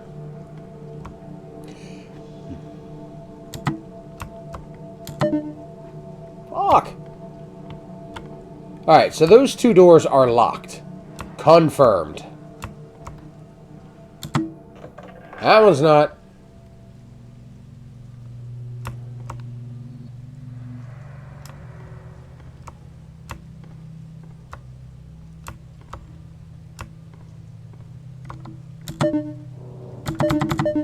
Damn it.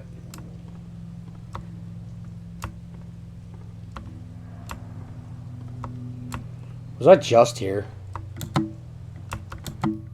Nope.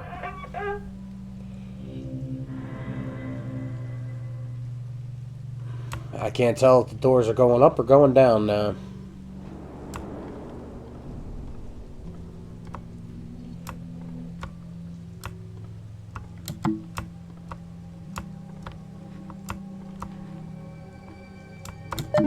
Ah, damn it.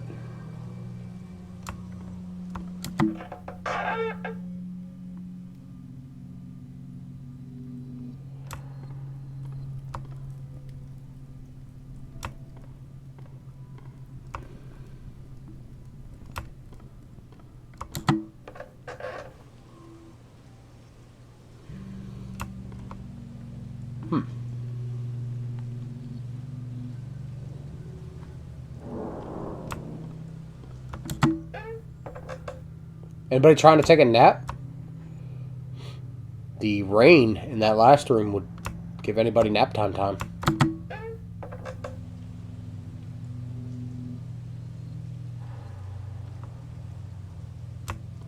Yeah, alright. As long as I go through a door, we are progressing.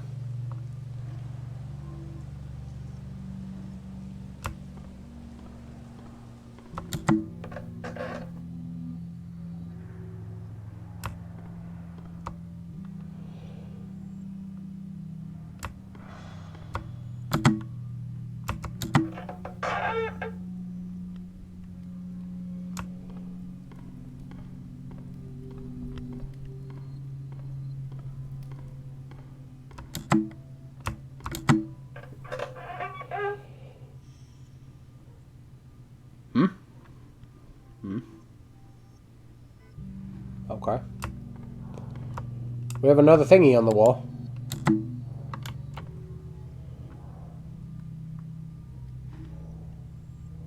Alright. I mean, I've been going straight for a while. Let's go this way. Shaboom.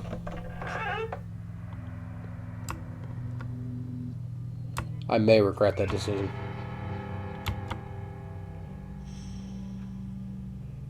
Oh, Jeanette, you can't scare me.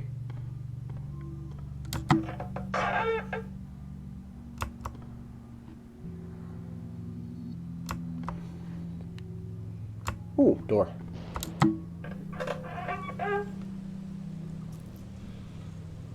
We're at door 42, y'all. We're gonna hit 100 soon.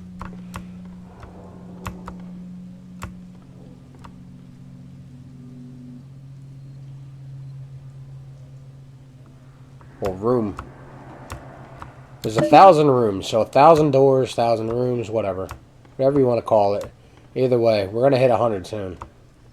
Keep going at the pace we're going.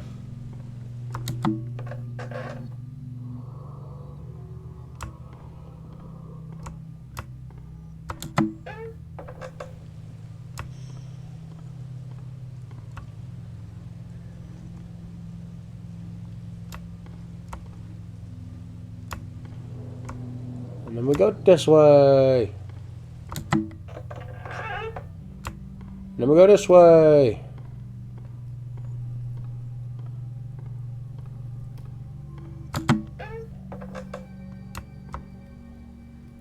And we're back on a catwalk. Yay!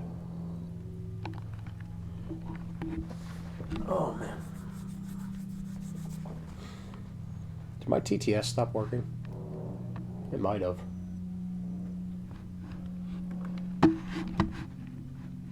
Nope, that's just going to make everybody dizzy. Sorry. Have to check and make sure my Shy TTS... underscore the Nope, underscore it's still trash working. underscore pandas says nope, you're good. Alright. Y'all can't leave me now. This is my hour of need. Also, somebody, please, because I am very invested in this, somebody let me know when it is 10 minutes to 6. That way I don't, because I don't want to encroach on Ozoi's time.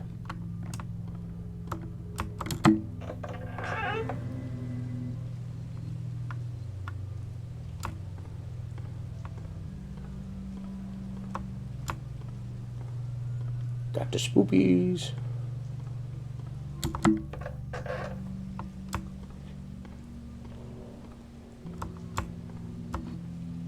Shy underscore the underscore trash underscore pandas says it's 10 till 5 RN. Okay, alright, I'm good. I got another hour. Oof. I fucking wobbled on a lot about serial killers and nonsense. If any of y'all got bored during that, I apologize. That was it was just something I thought would be neat for the Halloween event.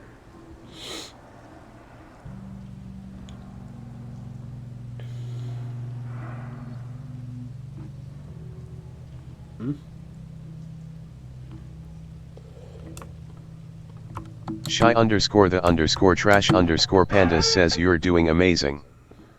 The fuck is this?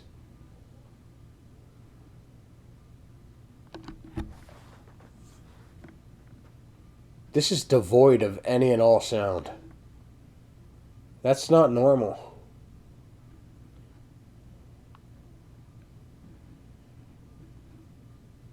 Okay.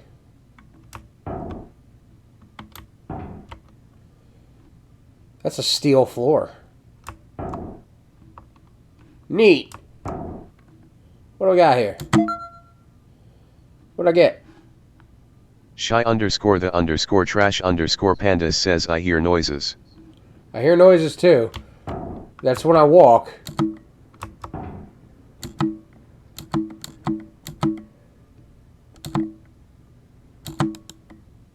Well, I picked something up, I guess. Why is there a steel, like, room in this place? That's interesting.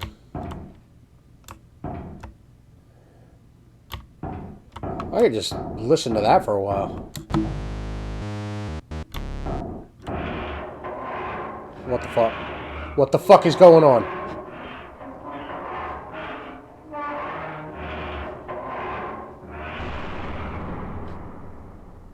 Was this an elevator?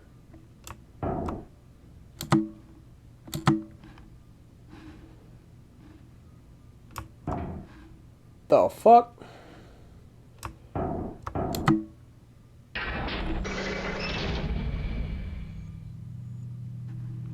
It is pitch fucking black. Alright.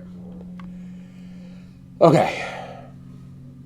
Shy underscore the underscore trash underscore pandas says it looks like a chapel.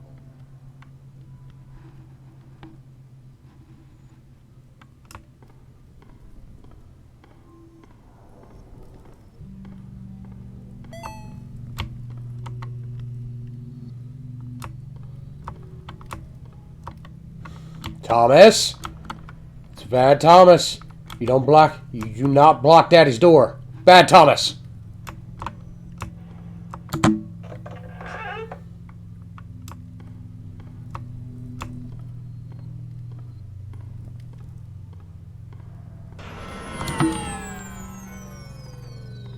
Now wait a minute now.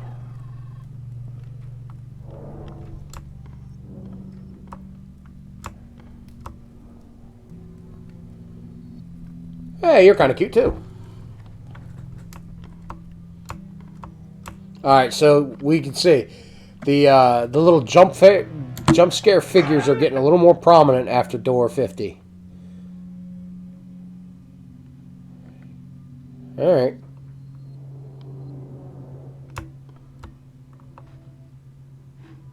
All right. We're good.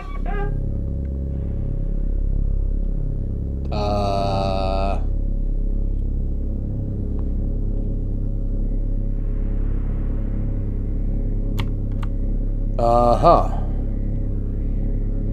I don't like that music. Shy underscore the underscore trash underscore pandas says oh spoopy. I don't like that music, bro.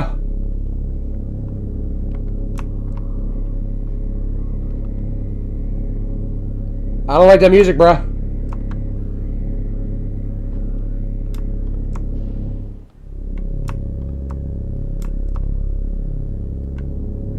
The fuck is that?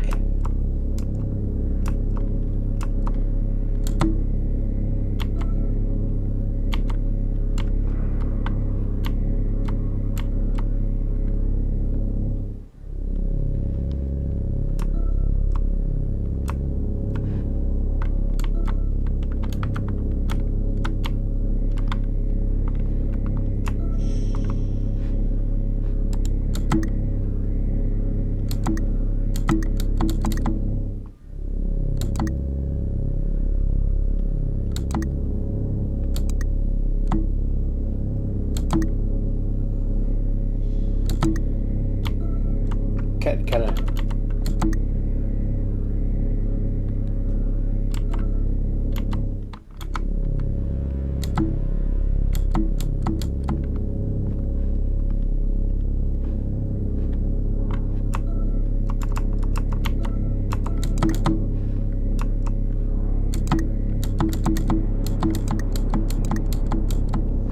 I would very much like to leave this screen.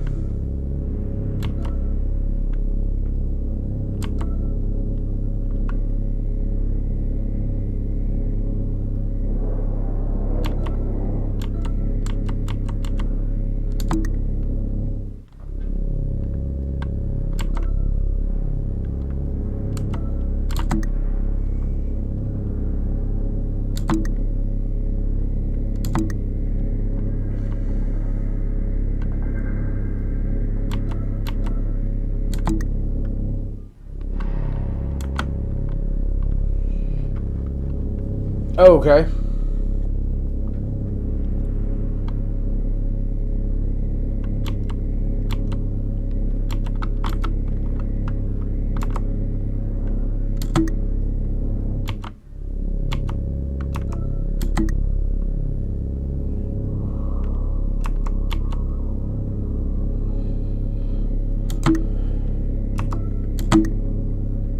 Alright, so this is a big ass computer screen, by the way, just floating here in the middle of nowhere.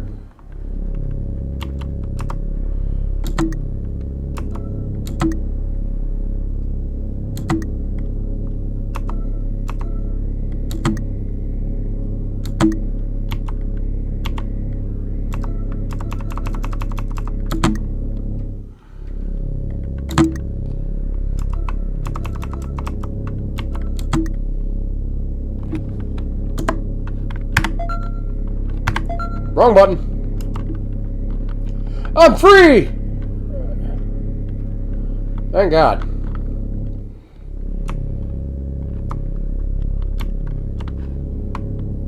Alright, note to self. Never touch a giant computer screen again.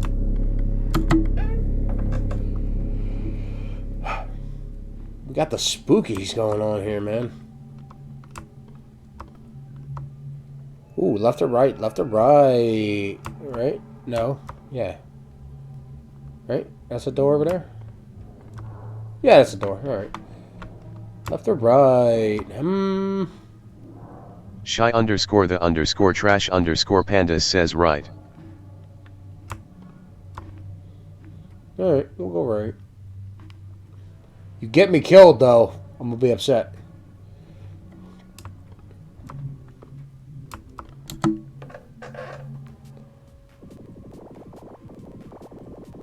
What the fuck?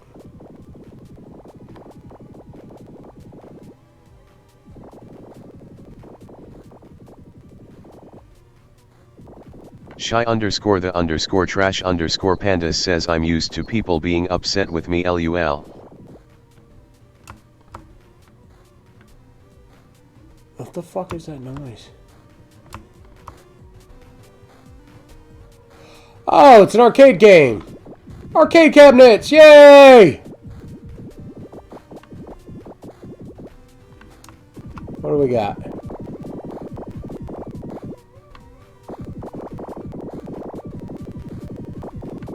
Okay.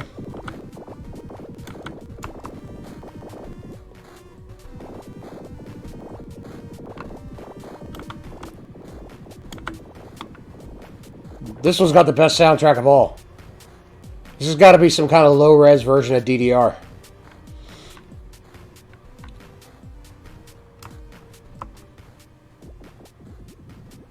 Out of order, Polybius. That's another spooky story for y'all while I'm doing this and trying to figure out what the fuck is going on. Is anybody familiar with the story of Polybius? It is not mythology. It is another real-world thing.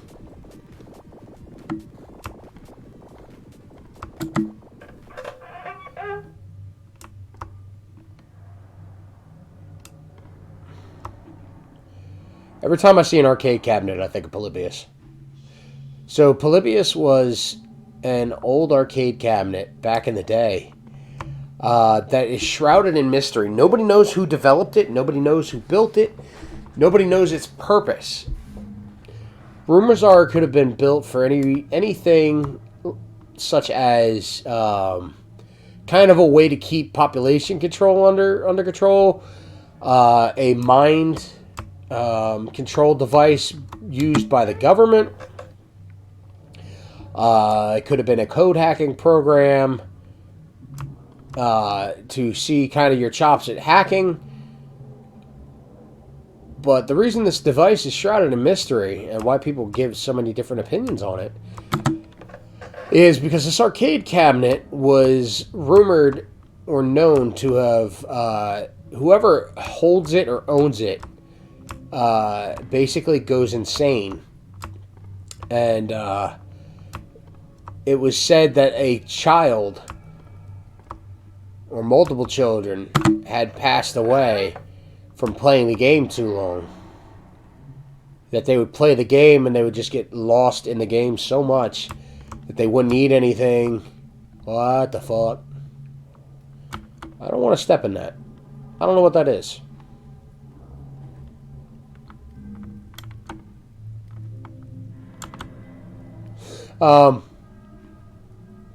So it was basically dubbed as like the killer arcade cabinet.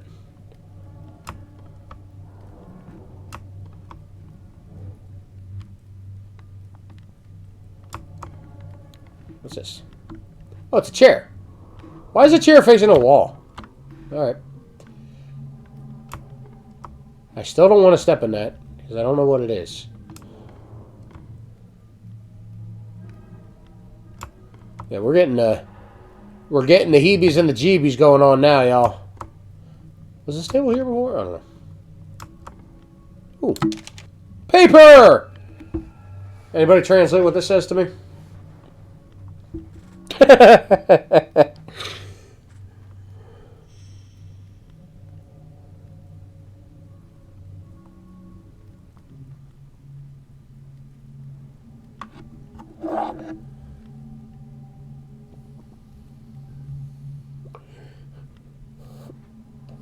Shy underscore the underscore trash underscore pandas says spouting splashing soaking. Mmm! Yummy.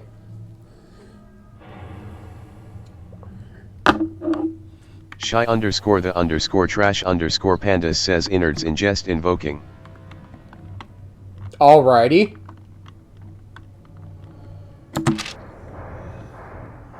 What the? Shy underscore Oh, underscore shit! trash underscore pandas says nailing never stops the choking.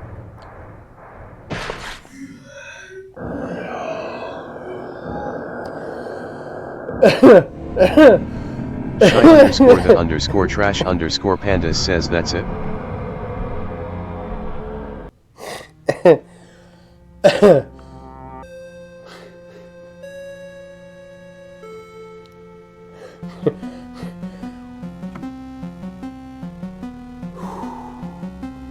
I think I just pooped him, y'all.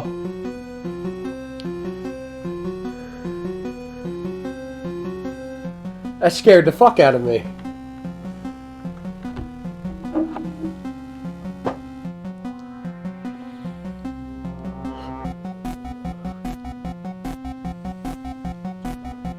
I hope somebody clipped that for cartage.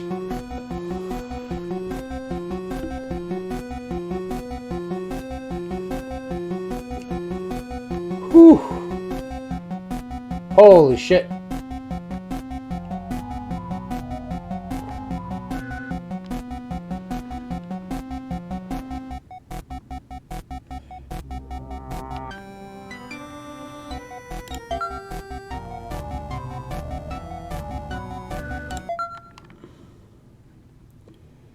Oh, that was a checkpoint. Sweet. Alright, we ain't got to do so much of that again. Just some. Shy underscore the underscore trash underscore pandas says sorry I missed it. I just about shit myself.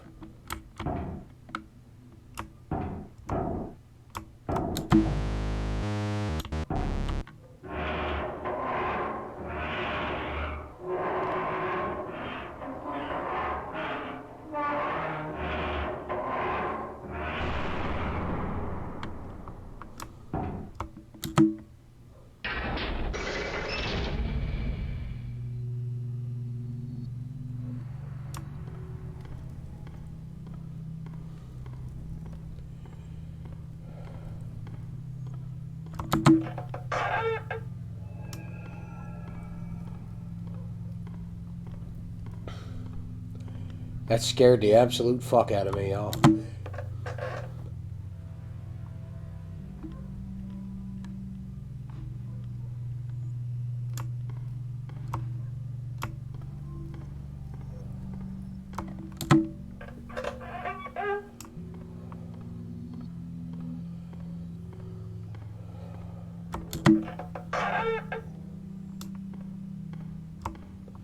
I'm not looking forward to finding that room again. Oh, we're going down.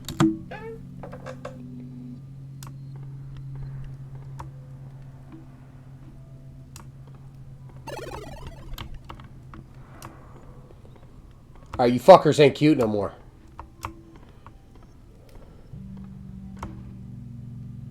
Not after I just shit them. Let's go this way.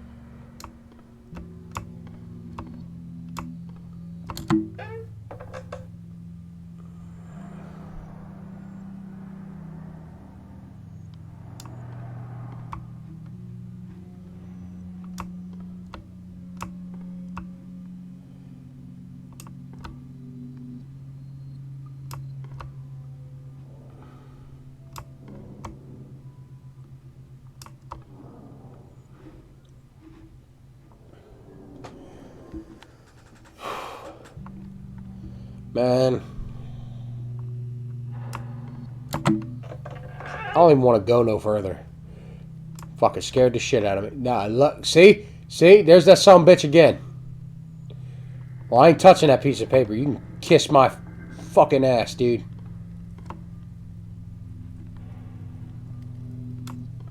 I'm not touching that paper. No. No, last time I touched that paper, your ass came to life and killed me.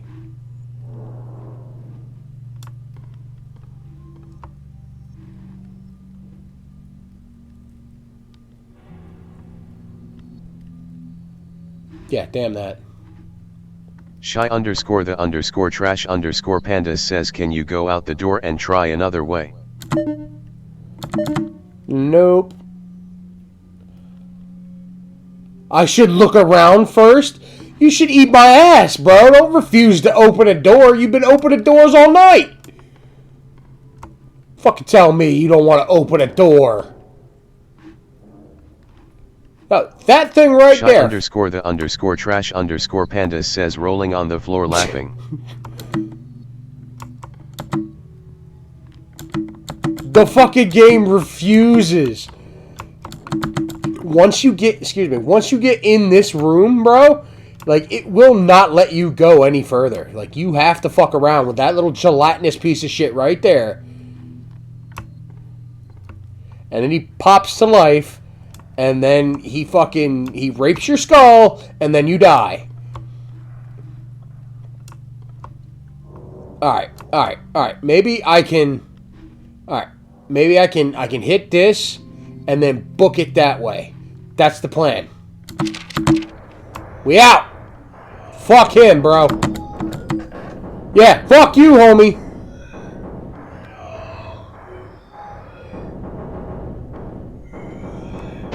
Oh shit, he's following me!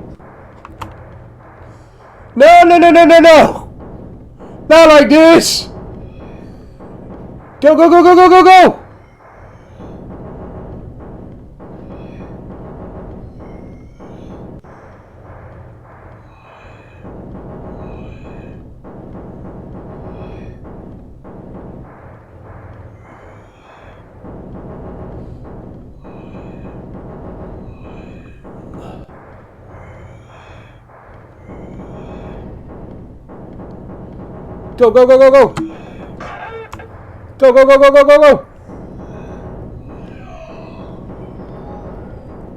Nope.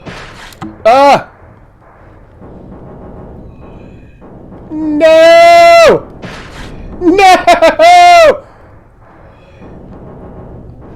I will not touch your pee-pee!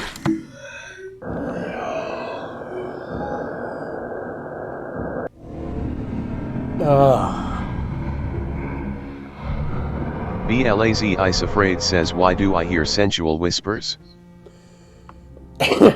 Well, you just missed your homie get scared twice. Shit.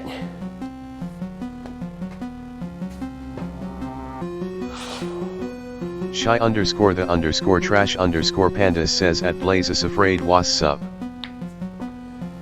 Oh man. Runa FS says LUL.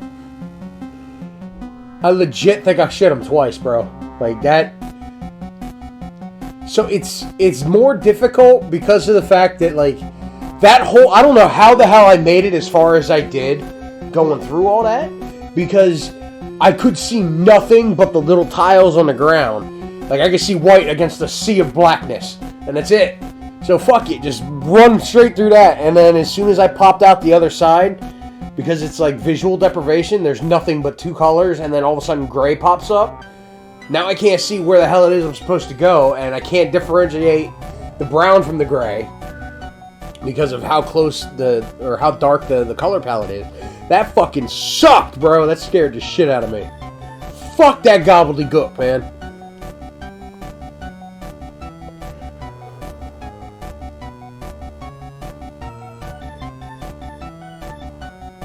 We're gonna try again, but holy shit, I'm about to fuck it, just start a new game.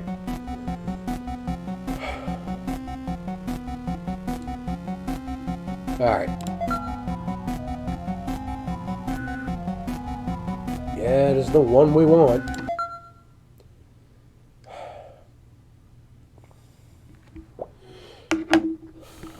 Man, shit.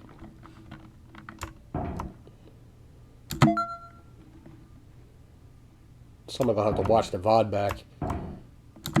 Oh, what is this? See, this letter would have been helpful before. What we got here? Shy, you're my translation, mama. Translate it. And I appreciate you, Shy. Oh, fuck. That scared the shit out of me, man.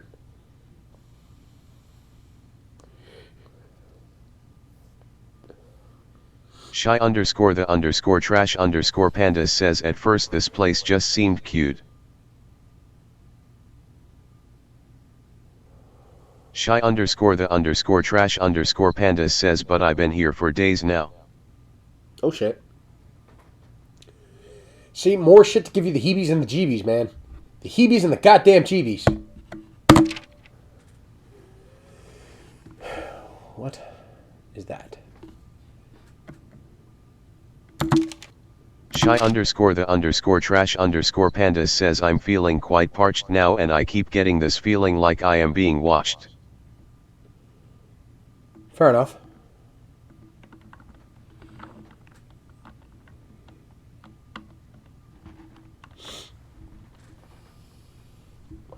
We're all being watched. Somewhere, somehow, sometime. Fuck that, man. I don't even want to go down there now, man. Shit.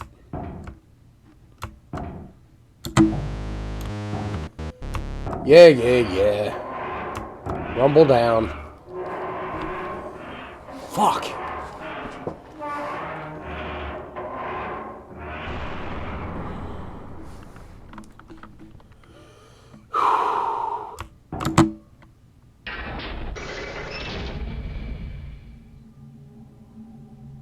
Call me LH says praise be to Lego Jesus. Praise be to Lego Jesus. Man. I'm gonna need... The hell?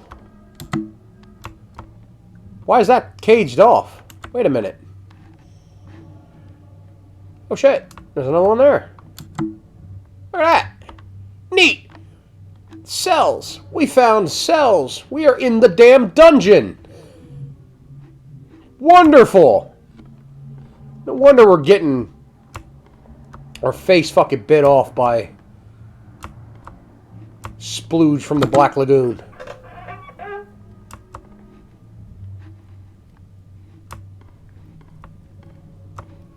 And I don't even want to do this.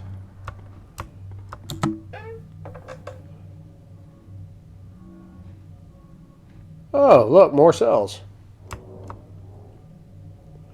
Is that a Skelly Man in there?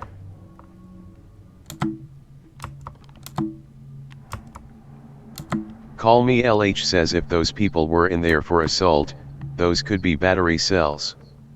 Ha!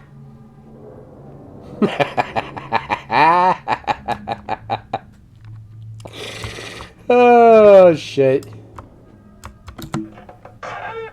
Shy underscore the underscore trash underscore pandas says rolling on the floor laughing, rolling on the floor laughing, rolling on the floor laughing. Man, I don't even want to go over there. Both lead to the same goddamn place.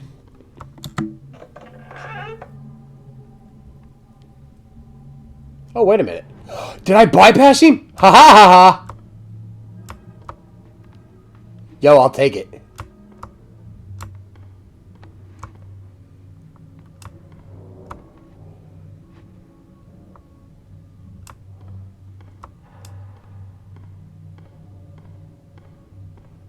If I bypassed his ass, bro, I'll take it. Fuck him, man.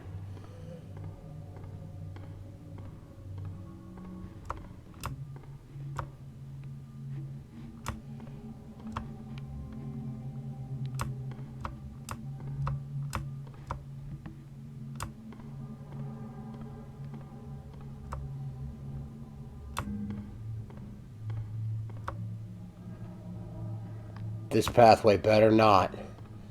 Better fucking not be taking me back to him. I will be pissed.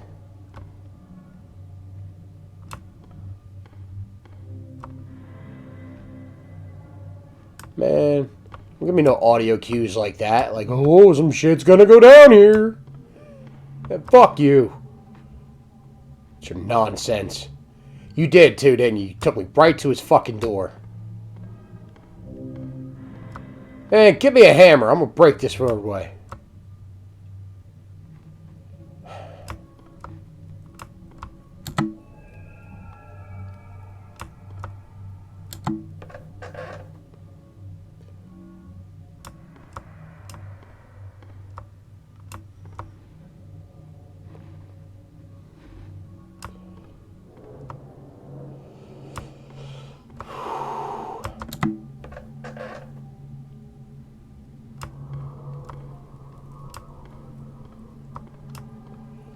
I'm all tense now and shit. I know it's coming. That room's gonna come the fuck up. And I'm gonna be pissed off. BLAZ Isafraid says MMM. Oh.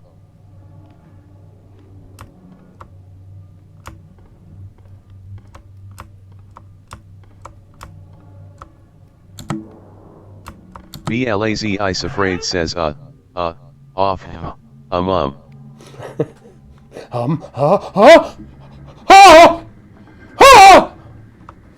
There you go. I don't know if that's what you were going for, but that's what I went with.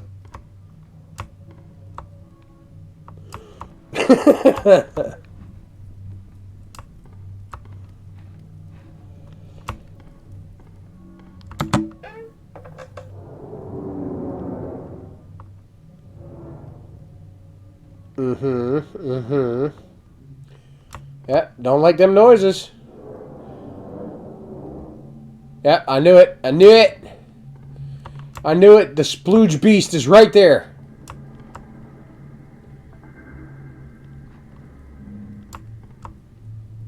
Man. You can't attack or nothing in this. They give you no way to defend yourself. The game refuses to let you go forward or backward.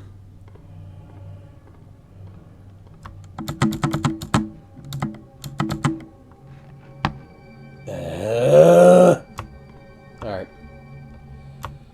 Alright, we're going to do the same shit we did before.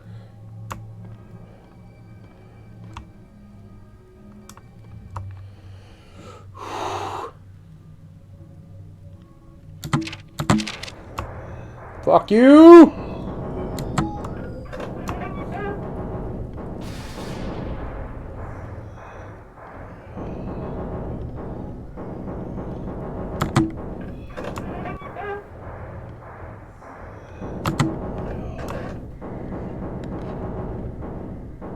Oh, shit!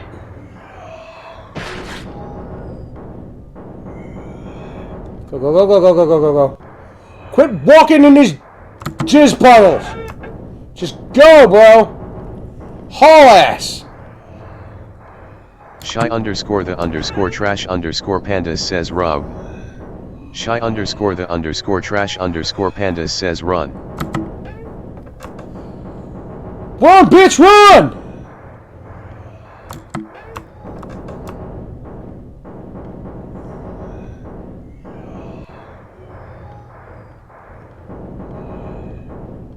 Man, this is a bullshit. Put me in a narrow-ass corridor and make me run into his splooge. Shy underscore the underscore trash underscore pandas says go go go go. Shit! BLAZ Isafraid says M&M. BLAZ Isafraid says M&M.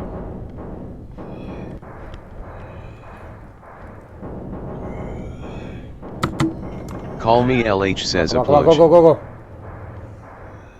Come on, go, go, go, go. Call me LH says splooge. BLAZ Isafraid says yug.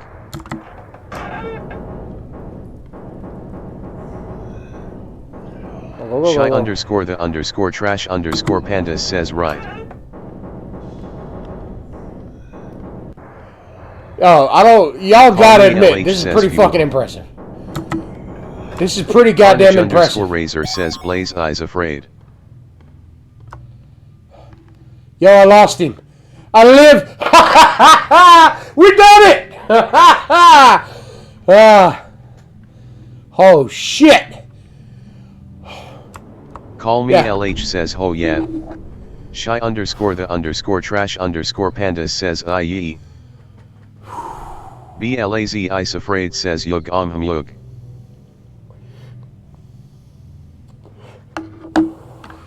You know, that looked easy to y'all because I was just kind of juking in and out. You know how much concentration that took for me to be able to tell what was wall and what was door?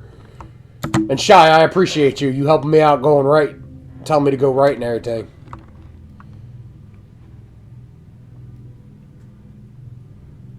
Whew. God damn. Alright. Well, we made it. Shy underscore the underscore trash underscore pandas says I got you homie. God damn. Shy underscore the underscore trash underscore pandas says careful you are in the air. BLAZ Isafraid says Lyle driver. Ah, it's time for a Lyle driver! Ugh.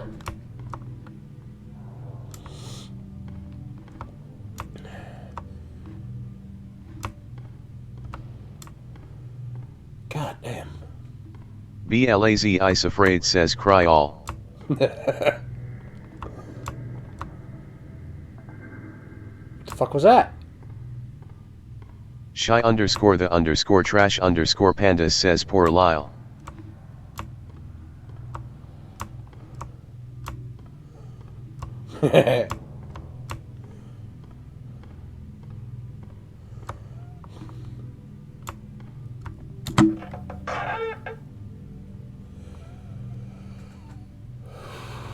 $75. All right.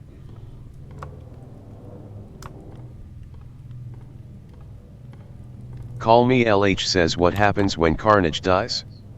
Shy underscore the underscore trash underscore pandas says you're making ma anxious walking close to the edge. Call me LH says he's Lyle still. Heh, heh.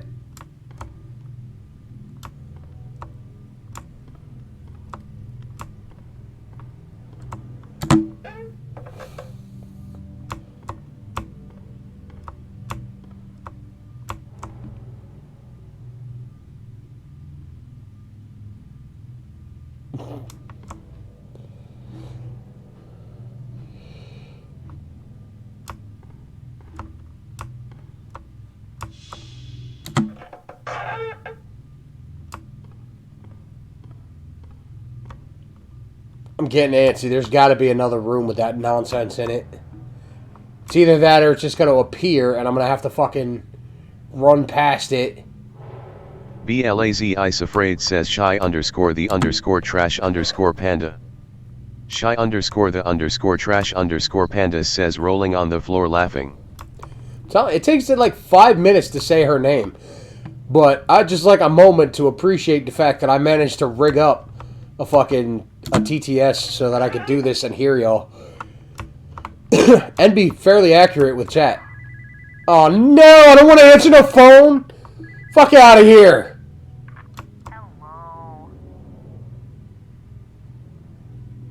Hello? Yes. Hello? Shy underscore the underscore trash underscore pandas says Reba KAA. Yes, hi. Hello? BLAZ Ice Afraid says come here. Yes, hi. Hello? Hello? Yes, hello? Man. Hello?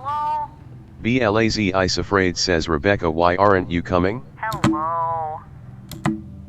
Man, I can't even find what the fuck I'm supposed to pick up. Hello? Shy underscore the underscore trash underscore pandas says Rebecca, pick up the phone. Hi. Yes, hi. Hello? I can't, it won't, Yes, hello? it won't let me do anything. Yes, hello? Shy underscore the underscore trash underscore pandas says might have to move on from it. I don't know Maybe. if you want to look directly into the fan. Yes, hello? Hello? Hi. What? Hi. Hello? Bro. Yes, hello? Call me LH says Rebecca, don't you want to talk to your grandma? No! I don't even want to be in here anymore, bro.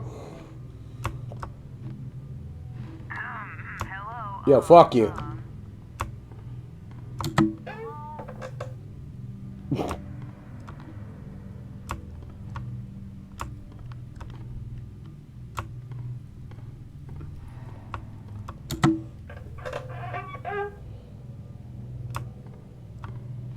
Hello.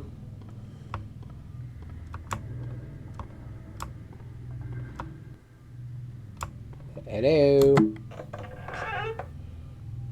Shy underscore the underscore trash underscore pandas says Fresco, I wanted to let you know you got about 30 minutes. Thank you, dear. Appreciate you.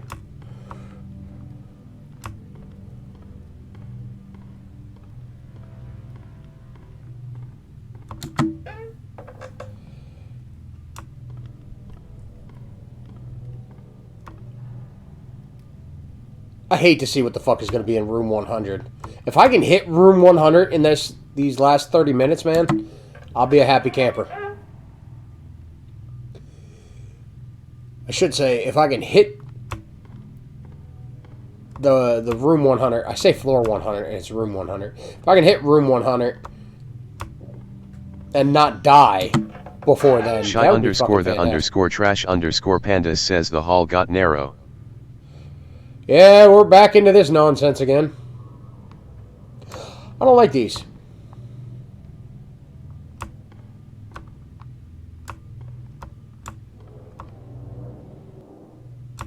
Shy underscore the underscore trash underscore pandas says take your time. What's the worst that could happen?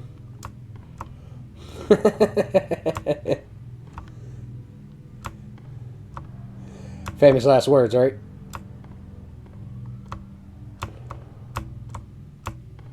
Shy underscore the underscore trash underscore pandas says falling to your death. No, I won't let you fall. Watch. See?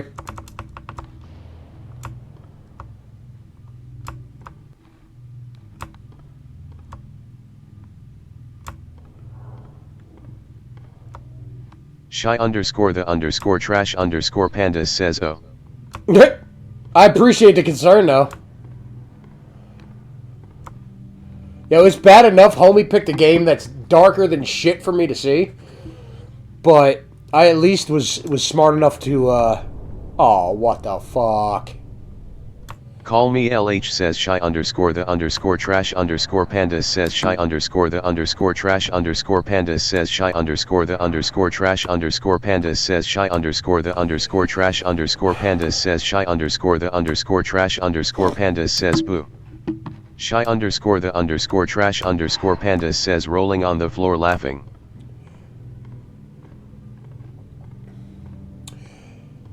Yeah, that was a whole lot of shy in my ear. Danny underscore doesn't underscore no says yeah.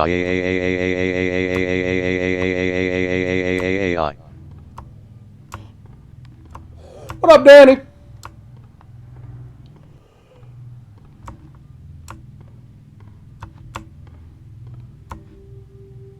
Alright, we got another door. Danny underscore doesn't underscore no says what up. Shy underscore the underscore trash underscore pandas says TBH I thought TDS was about to break from that. Nah. We only Danny have... underscore doesn't underscore no says I was trying XD. BLAZ Ice Afraid says Lee eats go.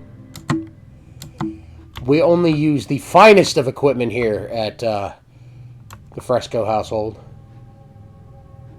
What the... Oh, it's a chip... Well. Uh-huh. Alright. So there's a random chair here. The door won't let me back through it. See, it's a puzzle game. We gotta figure out the puzzles. Right? Because, yeah.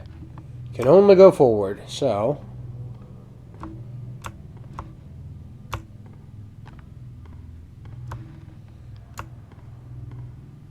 Let me just make sure I didn't miss nothing back here. As is liable to happen.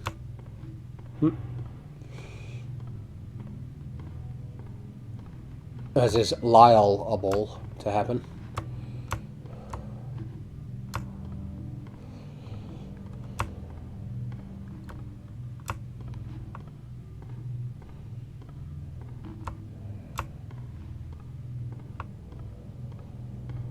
Alright, alright, alright. We're making it. We're making it. Oh, wait, no, this is the damn chair. Table. The table with nothing on it! No doors around it.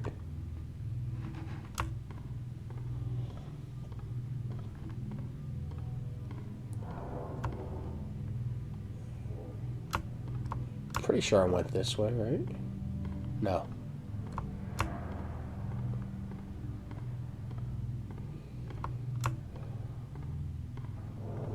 Yay, we figured it out. Bam!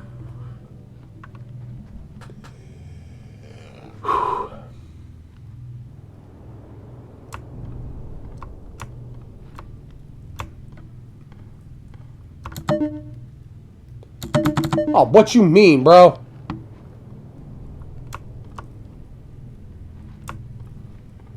Fucking locked. Nonsense is that bullshit.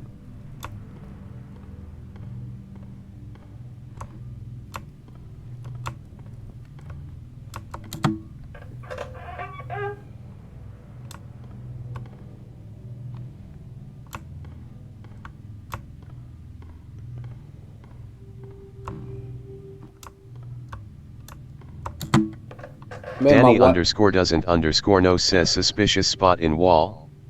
Gotta unfip.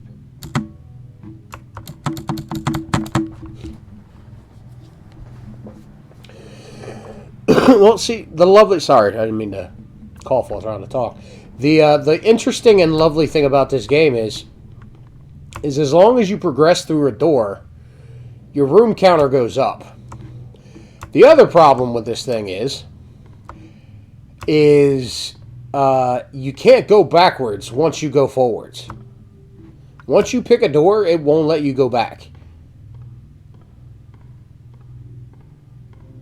So it's basically you got to commit every time you pick a door. This is a game that likes commitment. And I can't do it.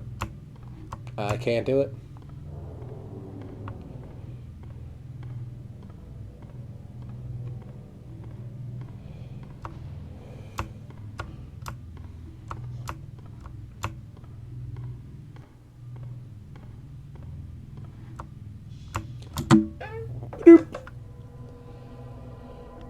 Alright, well, that's interesting.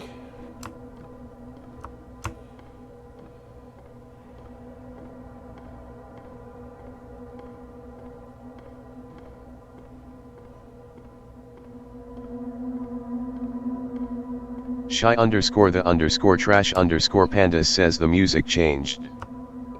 It sure did.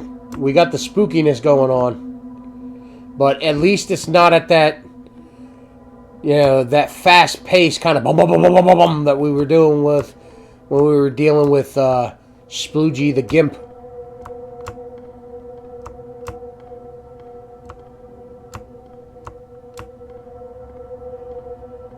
Fucking eerie though, man. Like, I can only imagine how it sounds on stream. But let me tell you, when it's piped directly into your brain, the shit's eerie, bro.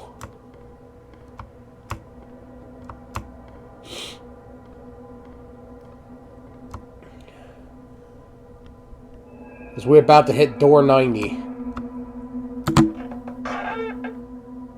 All right, The come literate on. juggalo says eerie like a corn cob. Yeah, man.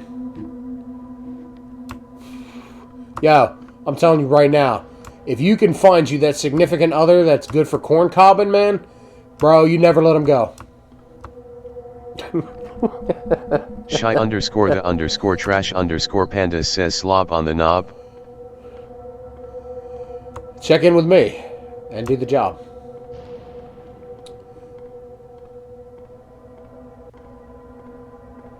Call me LH says or ear like the lake.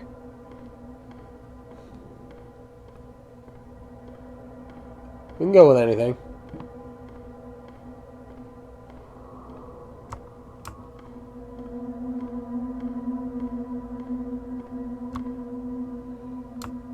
Alright, we're doing alright. We're doing alright. Come on. Go, go, go, go, go. Not running from anything, but... Open the door! Alright. We got a door to the left and a door to the right. Anybody want to pick this one?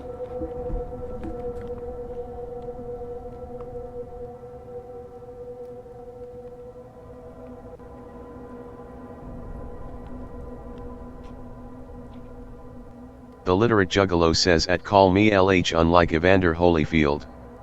Shy _ the _ trash _ pandas says left.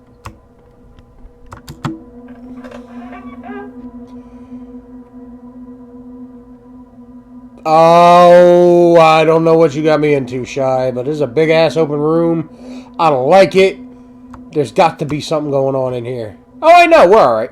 It's pretty quiet. Never mind. You're all right. You done good. Shy _ the _ trash _ pandas says run bitch. Nah, ain't nobody here. Ain't nobody here. Fuck them. All right. We're going to go right this time.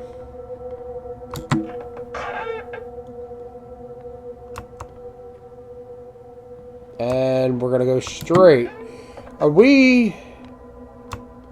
We are about to head back to another one of those rooms. Shy _ the _ trash _ pandas says the skull turned to look at you.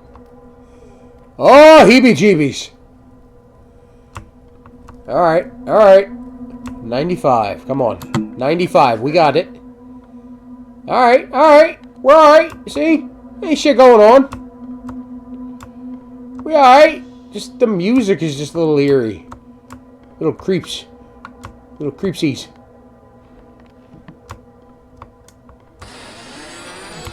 Fuck you!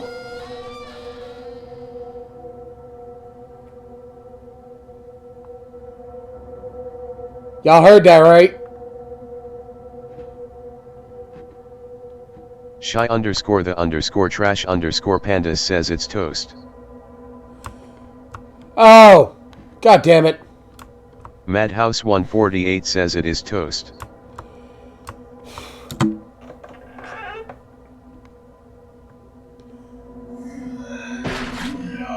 No, bitch! The literate juggalo says SNES. Ah! Fuck!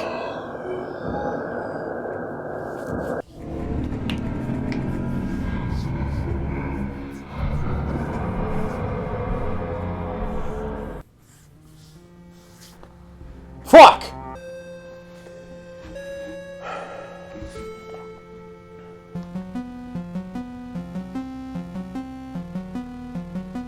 Shy underscore the underscore trash underscore pandas says GG.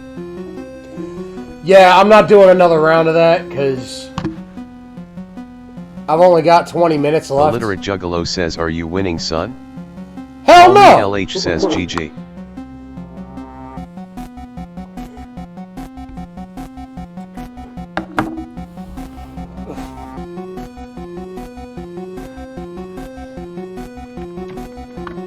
Oh, man. Thank y'all, thank y'all. I don't know how the fuck we wound up with that son bitch again, but we did.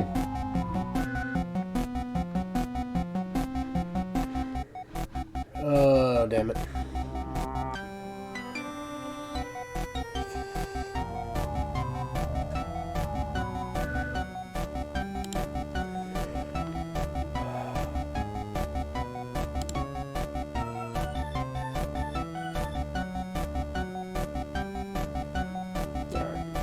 And then we'll kill the game because we don't need it no more.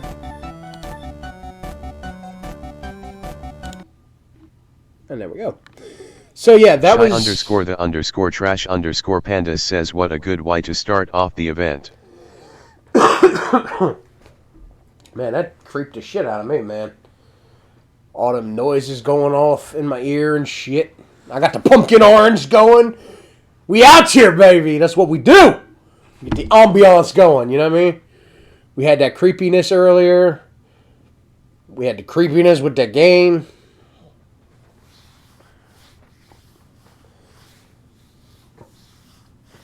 So, you let me know when you're ready, Ma. And I'll be out. But, no rush. No rush. I can vamp for a while. That's all I do is vamp.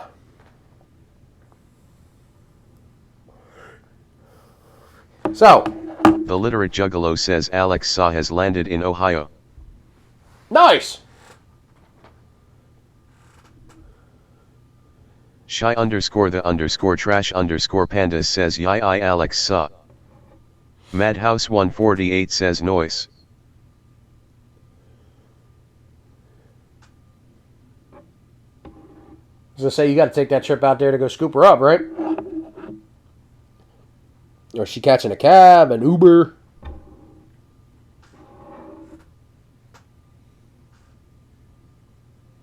It's always, it's always fun to talk to people from, other countries, because I love accents. Like, I love the way they hit the ear. It's just something warm and gooey about it. And that's not me being a dick. That's me being legitimate. I love the way it sounds.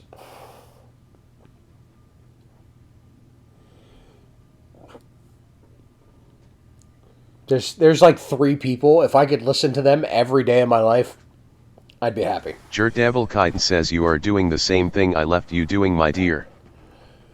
Yeah, well, if you actually spent time in the stream, wife, roasted, you would see we were doing other things.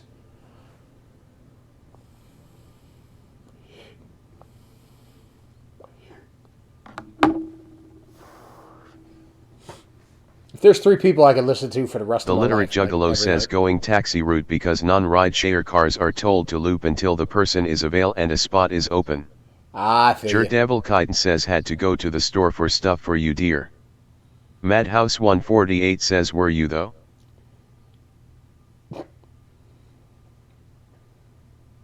Anyway, the 3 people I could listen to. The literate juggalo says, talk. with taxi she can just walk up to a taxi and be like, yo, Holmes to Bel Air. True that.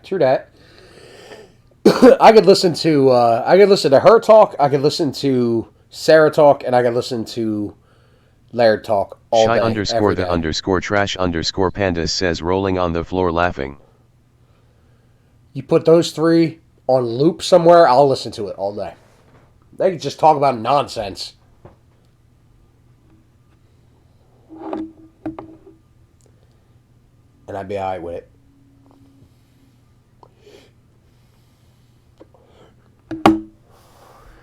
Yeah, man, I had some ideas for this, like having some spooky music playing in the The literate background. juggalo says, damn, no fucks about me talking, I see how it is. I mean, to be fair, you sound like an American. Like, that's all I'm talking about. I'm just talking about, like, listening to people from other countries talk. Like, I can listen to that shit all day, every day, dude.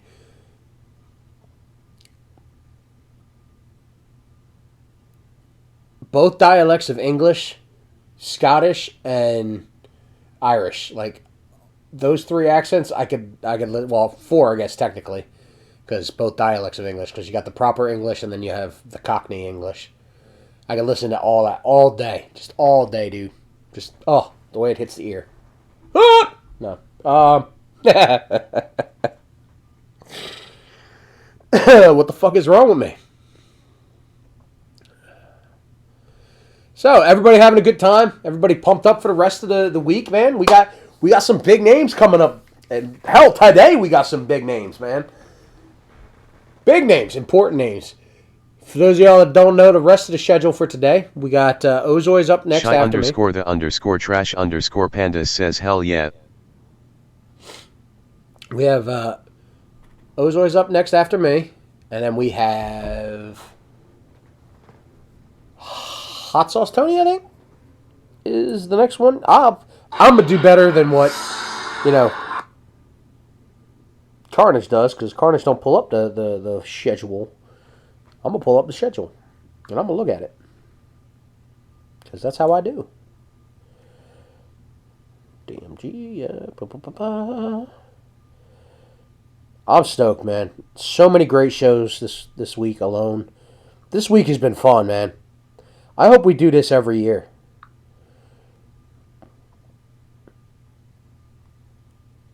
All right.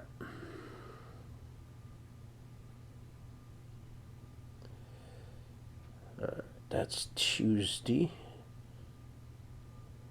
Wednesday. Here we go. Yep, it was me kicking off the day. Madhouse 148 says every year. Bro, I would love to do this every year. Yeah, I was right. So we got Zoe's next. Then we got Hot Sauce Tony at 7. Dark Mode Gaming TV says Hot Sauce Tony unfortunately will not be making it. I apologize for that. Thank you for correcting me. I was just going by the schedule. So I'm sorry. I didn't mean to mislead with information. So has everybody just moved up an hour then, yeah? Doesn't matter. Anyway, alright, so strike the last one.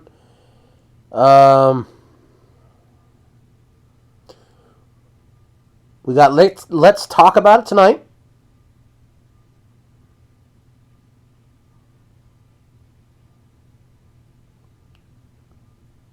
And I can't read what the hell the last one is. Then we have big news and small streams tonight. The literate juggalo says, oh shit, do we get another couple hours of Hugo's House of Jump Scares? Ain't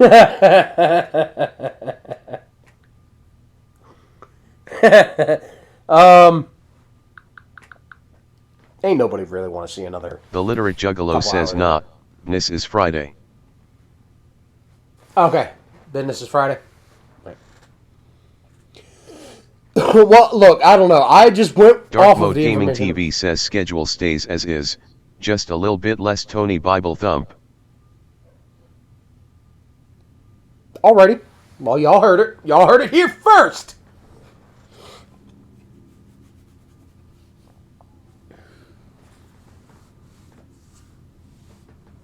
Oh, what time is it? I fucking just have my phone. What time is it?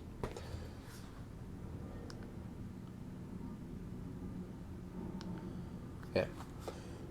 So, plenty of stuff still to come, folks. Plenty of stuff still to come. Fun times. Fun times. This has been a blast. If we do this again next year, I would love to do another one. Maybe we'll do some more other nonsense that I've come up with. I love doing these streams for the community, and I was very Shy nervous. _ the _ trash _ panda says Fresco, you're streaming later this week, right? Yes, Friday. Friday is a DMCA. Friday night at 7, I believe, is what's on the schedule, yes? Friday at 7, it'll be, we are doing a DMCA. And that'll be the last for me. I got nothing else on the docket.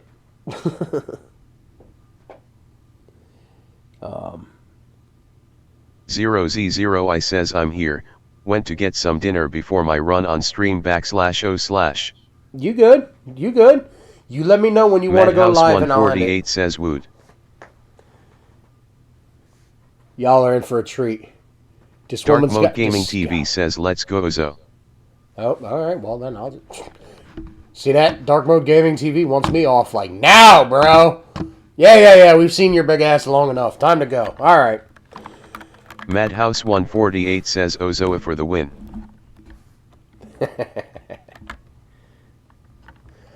All right. Well, and then I will go ahead and just end it. So listen, y'all. Shy Thank you. _ the _ trash _ panda says thank you Fresco for being here. No problem. Thank y'all for having me. Thank y'all for 0Z0I says give us a huge before you go. Runa FS says tie for the stream homie. Run of scat love. 0Z0I says hug asterisk. Oh, Madhouse148 says Lou Bufresi. yo, I love all of y'all. I appreciate y'all for letting me do this again. You know, and stay tuned because Zoe's up next with some phenomenal things. She's a phenomenal woman.